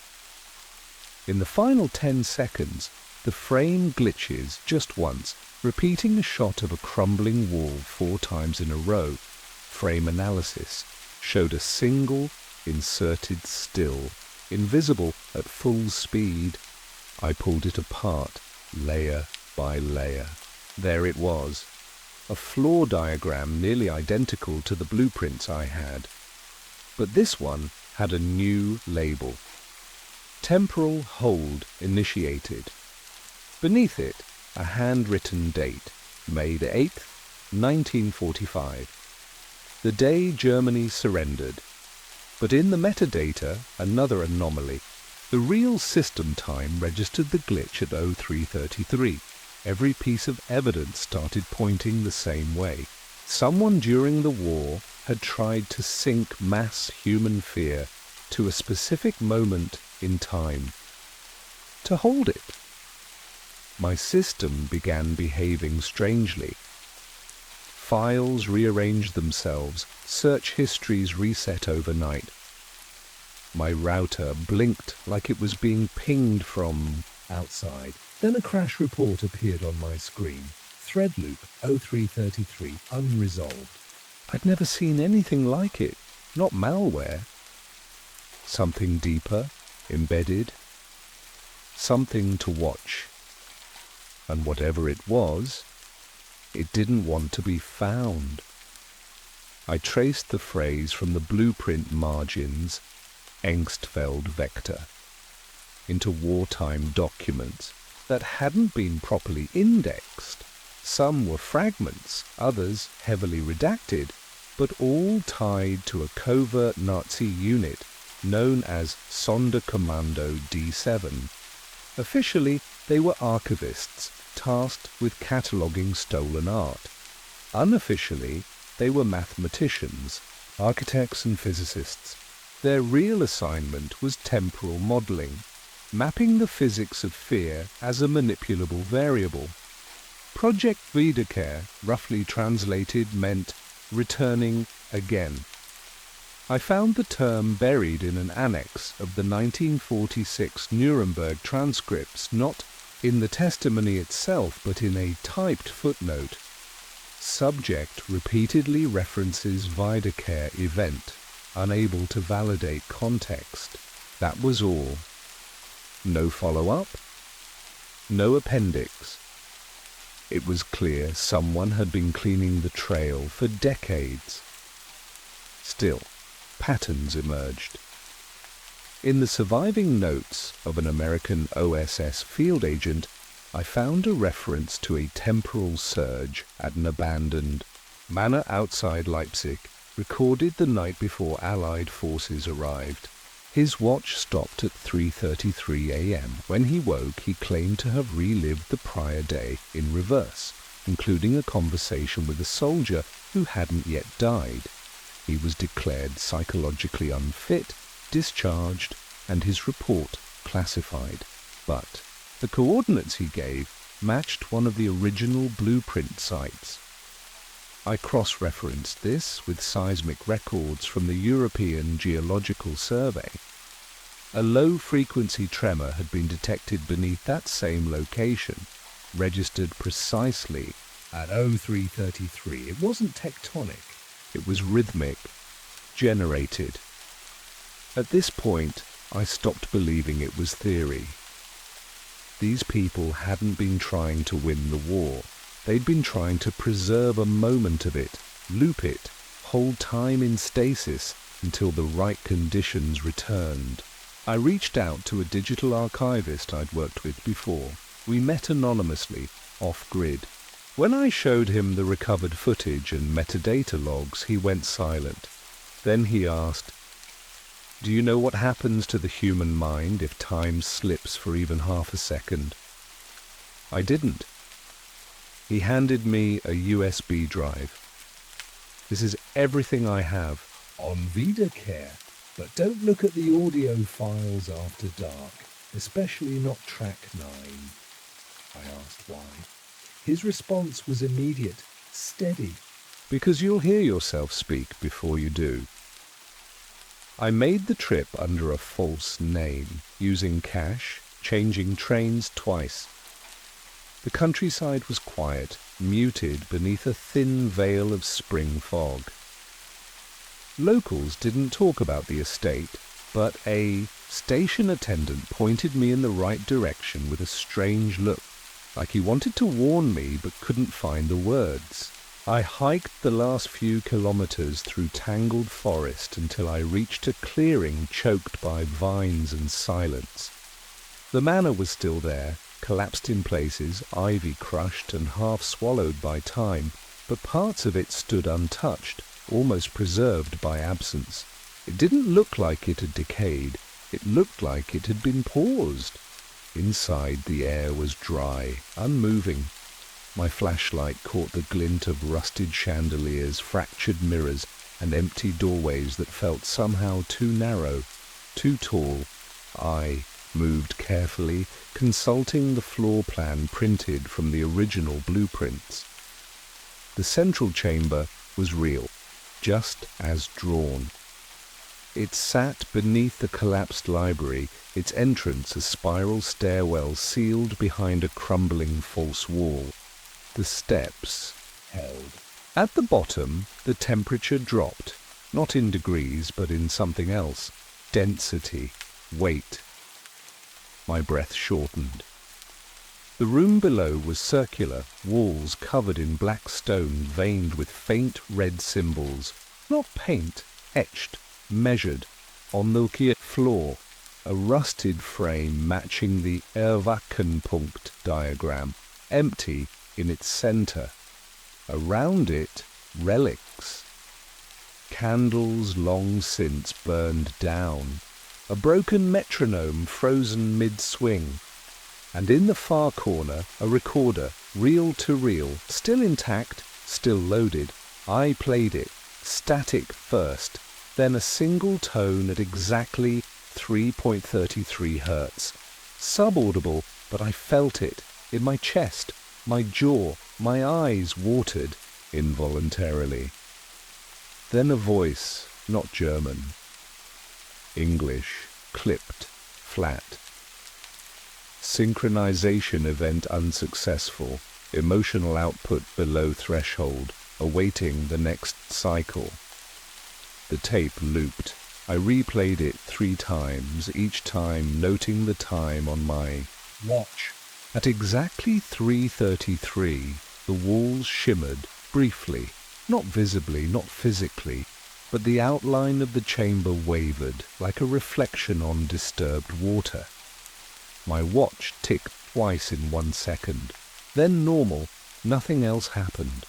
I stayed an hour, longer, documenting, measuring. But I knew. This was the place. A ritual chamber built not to call something, but to record it. Preserve it. Like the world's worst memory on a permanent loop. I knew better than to post anything under my real name, but even the alias I used, an encrypted burner with no traceable metadata, wasn't enough. The photo wasn't even high resolution. just a single still of the rusted metronome inside the circle, time-stamped and posted to a closed researcher forum. Within minutes, my access was revoked. The forum disappeared entirely an hour later, replaced by a DNS redirect to a defunct government climate archive. My backup drives were wiped remotely, every device in my apartment rebooted and scrubbed. That night, I saw someone parked across from my building, lights off, engine running. I didn't go home. From a borrowed laptop, I checked archived versions of the post, already gone from the cache. But one user had left a comment before it vanished. You saw it too. Meet me. 51.2121N 12.3853E 03.33. I recognized the coordinates immediately. Leipzig again, an industrial park just outside the ruins. I arrived early, staying in the shadows. The park was fenced, but sections were broken, and satellite blind spots marked the southeast quadrant. I'd chosen that side carefully, leaked. Intel on Cold War signal mapping suggested this area had natural electromagnetic distortion, probably from buried cable shielding or an old substation nearby. I waited behind a rusted loading bay until the moment came. At exactly 3:33, the overhead security lights across the lot flickered once, just once, and a figure emerged from the darkened warehouse. Older man, thin frame, moving carefully. He carried no phone, no visible tech. He handed me a folded document and said only, "They failed once. They won't let it happen again." Then he walked away. I opened the folder. Inside were copies of a 1952 CIA memo marked Top Secret. Subject, Operation Re-Entry. The contents were chilling. After the war, Allied forces had attempted to replicate the Nazi temporal experiments in controlled settings. Kuwait, Nevada, even beneath Vatican archives. All operations ended in failure or unexplained personnel disappearances. The memo ended with a line underlined in red. Temporal interference verified. Protocol initiated. Contain all recurrence indicators. Deny all synchronizations. I understood then that this wasn't just history, it was containment. A worldwide, multi-decade campaign to suppress recurrence events at 3:33 a.m. But something had changed. I was no longer studying a closed project. I was inside it, monitored, marked. And the more I understood, the clearer it became that I had only two choices: silence or exposure. Neither would come without a cost. I crossed the line the moment I sent the documents to a friend in the press, someone I trusted to handle them quietly. 48 hours later, he was gone. Not dead, just erased. His number stopped working, his email bounced, and his apartment was empty within a day. I knew it wasn't a coincidence. Around the same time, I started receiving voice messages from unknown numbers. They were always silent for the first few seconds, followed by a low hum. Then came my own voice, recorded, distorted, repeating things I hadn't said yet. One message ended with the words, "You've already done this." I stopped sleeping. I kept waking at 3:33 a.m., no alarm, no noise. Just the sudden certainty that something had shifted. The more I listened to the audio from the chamber, the more it affected me. There was no clear signal, no language, but after repeated exposure, I started losing time. Moments flickered. I would walk into a room and realize I was already there. During a meeting at a local archive, I blacked out mid-sentence. I came to 10 minutes later in the stairwell with my badge clipped upside down. No one else seemed to notice. Another night, I found a note in my handwriting, dated next week. I hadn't written it, not yet. It read, "Don't touch the mirror, not again." That same day, I caught my reflection moving out of sync, just slightly, just enough. I called Dr. Zander, a physicist who'd written obscure papers on time dilation in high-stress fields. We met in a parking garage. When I showed him the memos and waveform data, he paled. "This isn't just about fear," he said. "It's about anchoring." According to him, the Nazi experiments weren't trying to travel through time. They were trying to mark it, pin it, so it could be returned to. Fear wasn't just the fuel, it was the tether. The collapse of those Nazi sites wasn't random. They weren't destroyed. They were synchronized, sacrificed at the exact moment the ritual failed. An attempt to imprint 3:33 a.m. as a universal, fixed point. And it worked, partially. Every 3:33 since then the world shudders, clocks skip, systems flicker, and those sensitive to it, those who've seen the evidence, begin to split. Time doesn't hold for us. We live between cracks. Dr. Zander called it chronological instability. I just call it the price. That night I heard footsteps in my apartment, my own. I wasn't alone. I never had been. There's no going back to normal after this. Not because of fear or danger, but because my concept of time, of memory, of identity has become untrustworthy. I see versions of myself now just outside my reach. They exist in photographs I never took, journals I never wrote, browser histories filled with research I don't remember doing. I moved twice in the last month, but no matter where I end up, something always happens at 3:33 a.m. Lights dim for exactly 1 second. Devices restart on their own. Once, my phone displayed a call in progress, with me. No audio, just the timestamp, 03:33. I stopped trying to explain it. The world continues around me, unaware, but I've met others, people who've seen the flicker, the loop, the break. We speak in code now. When someone casually mentions always waking at the threes, I know they're like me. Not possessed, not haunted, just displaced. It turns out the synchronization wasn't designed to reset history. It was meant to trap it, a permanent fracture anchored to a moment of maximum fear. The Nazi architects didn't just believe. In ritual, they built one into the world itself, and they nearly succeeded. We exist in the aftermath of a misfired temporal scar. Some of us bleed through. That realization brought me to my last move.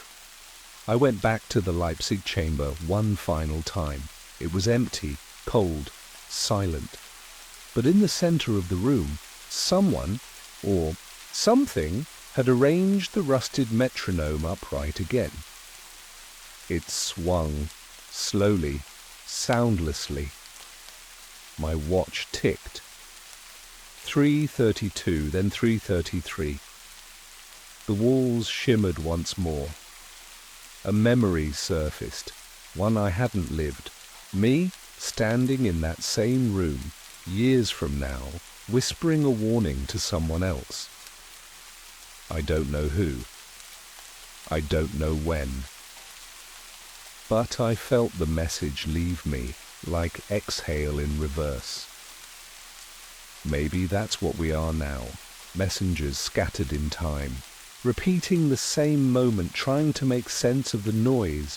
I walked out of that place for the last time and didn't look back. I still wake at 3:33, but I no longer fear it. I mark it, because even if time can't be reset, some of us remember the moment they tried. And remembering is how we resist. They said the voices weren't real, but they kept everyone locked in anyway. I was stationed in Okinawa for acoustic telemetry, tracking naval traffic and atmospheric disturbances. Most days were routine readouts, calibrations, and the occasional typhoon warning. Nothing ever really happened here. Then one morning, the intelligence liaison came through the lab with a name I hadn't heard in over a decade, Whisper Base 9. It was an old joint listening post buried in the Ryukyu archipelago, mothballed after the Cold War. According to him, Japanese defense forces had recently reopened it under a different directive. We weren't told why, just that American observers were needed. I got tapped because of my background in sonic profiling and, more importantly, because I had no family or attachments. The flight out was on a prop plane that never filed a flight plan. When we landed, it wasn't a runway, it was a gravel clearing carved into jungle, hidden by fog and radar interference. The base itself looked like a bunker, plain concrete, faded signs and rusted doors. But beneath the surface, it was different. 6 levels down, past biometric scans and narrow white-lit corridors, was a sealed ward, one lined with padded cells. I wasn't told what I was looking for at first, only that the audio feeds needed review. They'd rigged every cell with directional mics. The prisoners?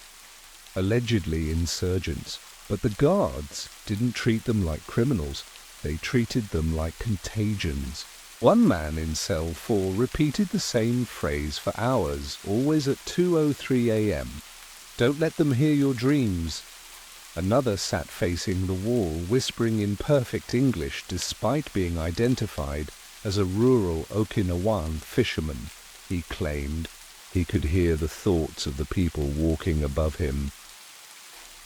When I listened back to the tapes, I expected silence or psychosis.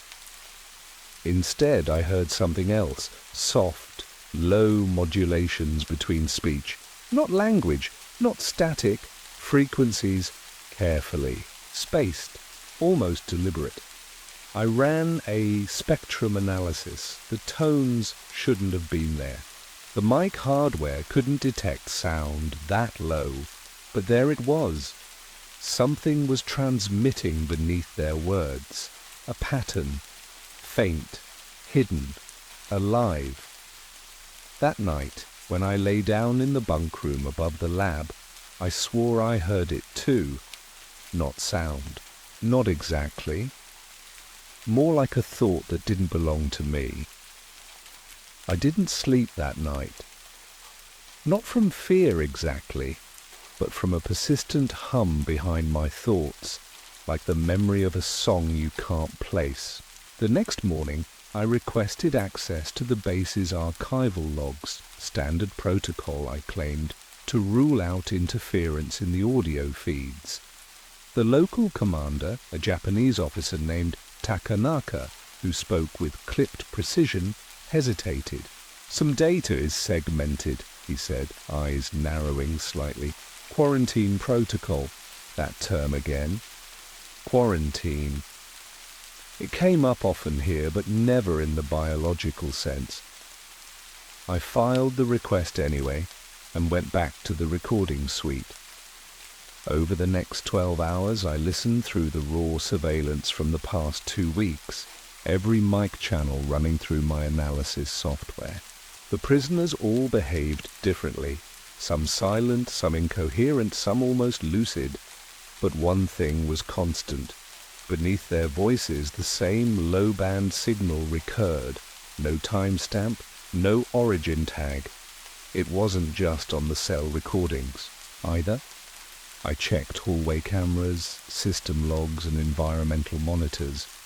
All of them carried the same residual pattern, like it had soaked into the walls. I isolated a 4-second loop that appeared in every file. It looked like a harmonic ladder, frequencies climbing in regular steps like tuning forks struck in sequence. When I ran a phase inversion, something unexpected happened. The signal didn't cancel out, it transformed. The tones flattened into a waveform shaped like a human voice, but distorted, compressed, as if echoing through water or glass. I boosted the clarity and ran a phonetic model. What came through wasn't words. It was breathtaking, whispered, shallow, strained, the kind of breathing you'd hear if someone was crouching just behind you, waiting for you to notice. I checked the source metadata. The signature came from one of the sealed rooms, Cell 7. I pulled the file. The prisoner had been in isolation. For 6 days, no recorded speech, minimal movement. But on the thermal feed, I noticed something strange. During periods of complete stillness, the air around him vibrated. I don't mean figuratively. The atmosphere inside the room shimmered, like heat rising from pavement. No known environmental cause. I sent a query to Central Acoustic Command for corroboration. Within 5 minutes, my terminal locked up. Unauthorized pattern detection, it read. Then it rebooted. All my files were gone, deleted without confirmation. That night, as I passed the corridor near Cell 7, I didn't hear anything. But I felt something, not a sound, but a presence, like someone knew I was getting close. By the 3rd day, I knew the signal wasn't random. There was too much structure, too much intent. I stopped trying to clean the audio and started treating it like language. It wasn't spoken, but encoded, patterns of thought somehow transcribed into vibration. The system log showed that frequency mapping in this band had been attempted once before, under a prior classification layer I couldn't access. So I went offline. I copied a chunk of the waveform onto an encrypted drive and ran it through, an old military linguistics tool I had stored from my NATO days. The results were inconclusive but unsettling. The tool flagged semantic proximity to dream state speech, the kind sometimes recorded during sleep experiments, subconscious narrative fragments, abstract logic loops, emotional discharges, not speech, but something like pre-speech, internal language. I dug deeper. Whisper Base 9 had been active once before in 1972 under a different name, Facility Tengu. Declassified aerial photos showed the same mountain ridge, the same structure, but with an array of parabolic dishes that no longer existed. I traced one of the serial numbers on a salvaged console. It led to a US-Japan joint acoustics program focused on deep psychological containment testing. The acronym, SPHERE, stood for Sub-Perceptual Harmonic Environment for Rehabilitation and Extraction. No published results, no closure reports. But buried in a defense medical journal was a single article authored by a civilian contractor, listed only as A. Yamura. The paper described a trial where long-term prisoners were exposed to low-frequency pulses in isolation. The goal was to pacify them through induced dream manipulation.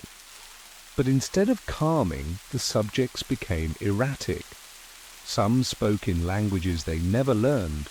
Others reported visits from shadow figures who spoke through walls.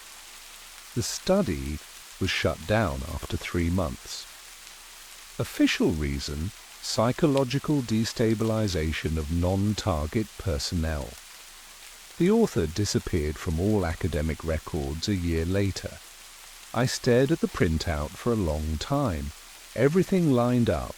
The sealed cells, the identical symptoms, even the phrase the cell 4 inmate repeated. Don't let them hear your dreams. These weren't hallucinations, they were transmissions. The signal wasn't just being recorded, it was being fed back into the prisoners, re-amplified, looped, and somehow it was changing them. That night, I dreamed of a corridor that stretched for miles and a voice, not mine, saying, "You're not listening, you're remembering." The entrance to the lower levels wasn't marked on any blueprint, but I'd seen it once on an old maintenance schematic buried in the acoustic calibration files. It was listed as Sub-Level E, sealed after a fire in 1981. The official cause was electrical, but the real reason, I suspected, had more to do with what the frequencies were doing to people. I waited until the midnight shift change, when the security posts were briefly unmanned, and slipped past the data floor toward the service corridor behind the power relay station. The door was old, warped from heat, and padlocked with a chain that looked untouched for decades. I used a bolt cutter I'd borrowed from the storage depot. No questions asked, just a nod from the quartermaster, who probably knew better than it to ask. The stairwell behind it dropped steeply, the walls coated in soot, the lights long dead. I moved slowly, flashlight in hand, the air getting colder with each step. At the bottom, the concrete opened into a wide chamber lined with rusted machinery, cooling fans, disused terminals, shattered monitors covered in dust. But something was still running. A faint pulse of light flickered from a corner console, steady, rhythmic. I followed it and found an analog waveform monitor powered by a backup battery array, somehow still operational. On screen was a live reading, low-band frequencies matching the pattern I'd recorded in the cells.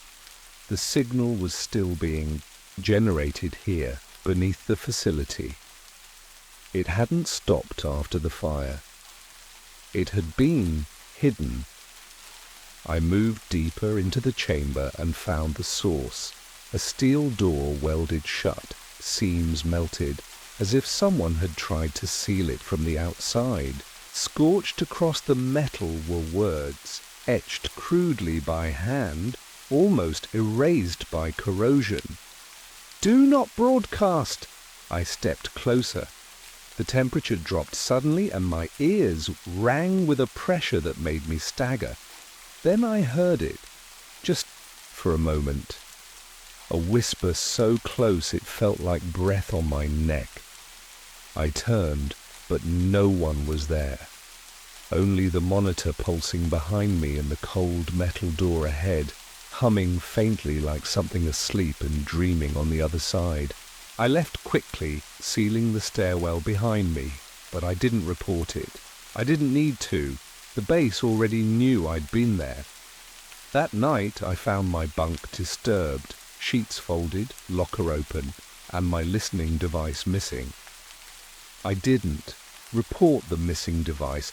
There was no point. Whoever took it wanted me to know they'd been in my room, that they'd seen what I'd recorded, and that they could come back whenever they wanted. From that night forward, I was monitored more closely. The guards stopped pretending to be disinterested, and the base commander no longer returned my greetings. I began storing my research offline, hiding drives in the ceiling panels of the acoustic lab, documenting everything I could without triggering the network's activity filters. But the paranoia was real now, not imagined, not abstract. Every hallway held a camera that didn't blink. Every conversation felt rehearsed, like the people around me had been given lines to recite.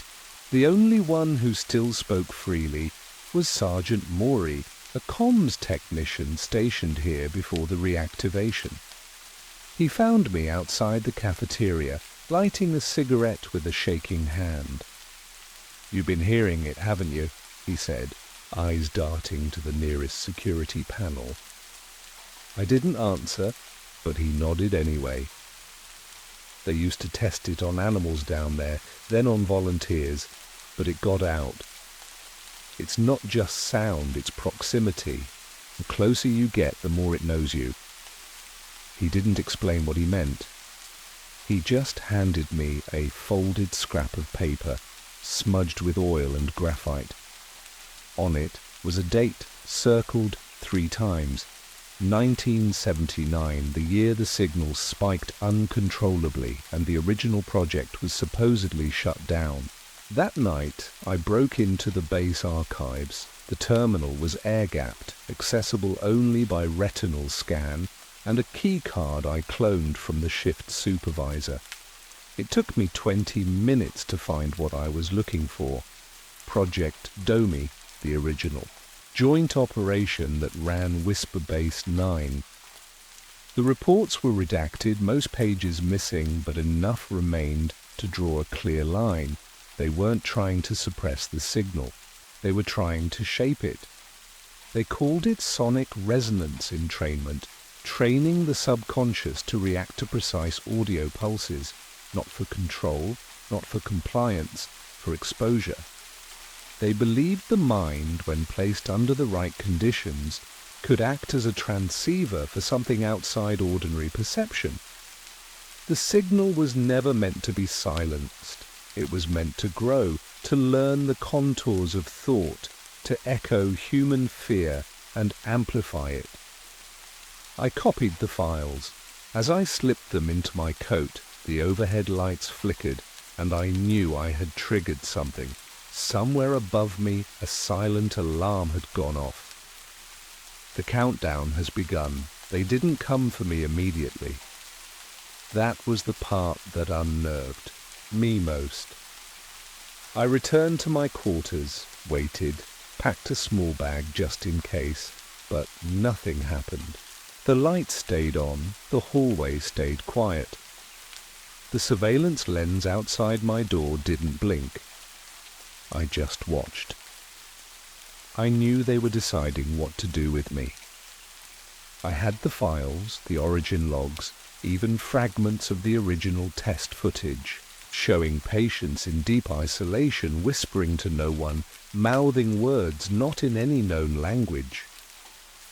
I had enough to expose the entire operation, but I also knew the signal wasn't just a weapon.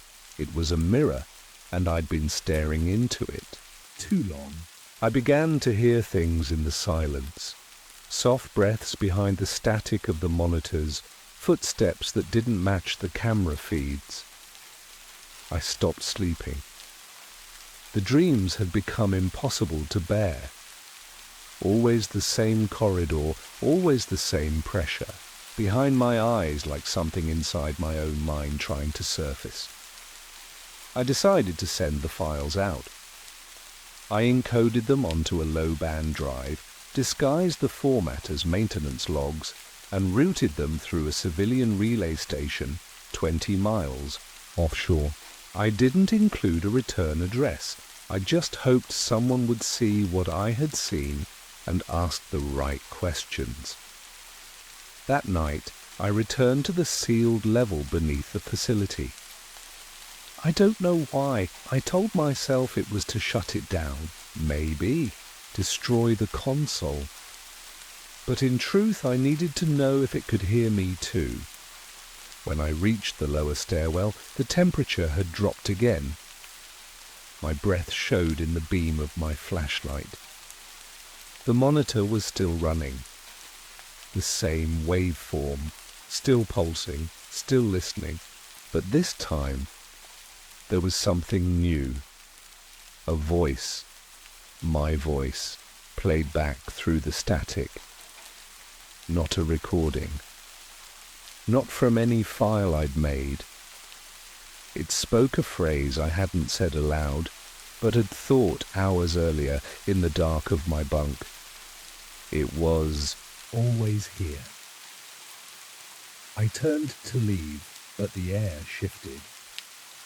I felt it move. Not wind, not heat, something deeper. A tremor through thought itself. And from the other side of the welded door came a sound I cannot describe. Not screaming, not music, just presence. At that moment, I knew the truth. The signal wasn't created by us. It had found us, used the machinery we built, the minds we opened, and turned them into something else. Whisper Base 9 wasn't a containment site. It was a speaker. And we'd been broadcasting nightmares. They evacuated the base 2 days later. no formal announcement, no emergency lights or alarms, just orders handed down in sealed envelopes. Half the staff were reassigned by dawn. The rest were sent home on flights that didn't exist on any schedule. I stayed behind. Not by choice, exactly. I was told my clearance was being reviewed. My movement was restricted to level 2. The lab was locked. My equipment confiscated. I knew then that whatever came next wouldn't be about silence. It would be about rewriting. Reports would be edited, timelines reshaped. The signal was rebranded as a system error or environmental artifact, a glitch in the hardware, nothing more. The truth wouldn't just be buried, it would be overwritten by something cleaner, safer, easier to believe. I was processed for departure 3 days later. The officer who handed me my release papers didn't meet my eyes. No one did. Outside, the jungle had already started reclaiming the perimeter fence. Vines curled around antenna towers. The concrete flaked from heat and time. They would let it rot now, let the forest swallow it whole. But I knew better. You can seal a door, but you can't unhear a voice once it's spoken inside you. I made it back to the mainland under a new ID, civilian records, minor consulting work. Nothing high profile, nothing digital. I never saw Sergeant Maury again. I assume he didn't make it off the island. Sometimes, in the early hours when the house is still and the sky hasn't quite turned grey, I feel it again, the faint hum at the edge of thought. Not sound, but something shaped like it. A rhythm that doesn't quite belong in this world. I've learned to live around it, but I don't sleep near electronics anymore. I keep radios unplugged, phones powered down, and when I dream, I do so carefully, as if watched. I've told this story exactly once. What you do with it is up to you, but know this, the mind isn't a closed system. It listens in more direction than we understand, and somewhere beneath a mountain now overgrown and forgotten, something is still listening back.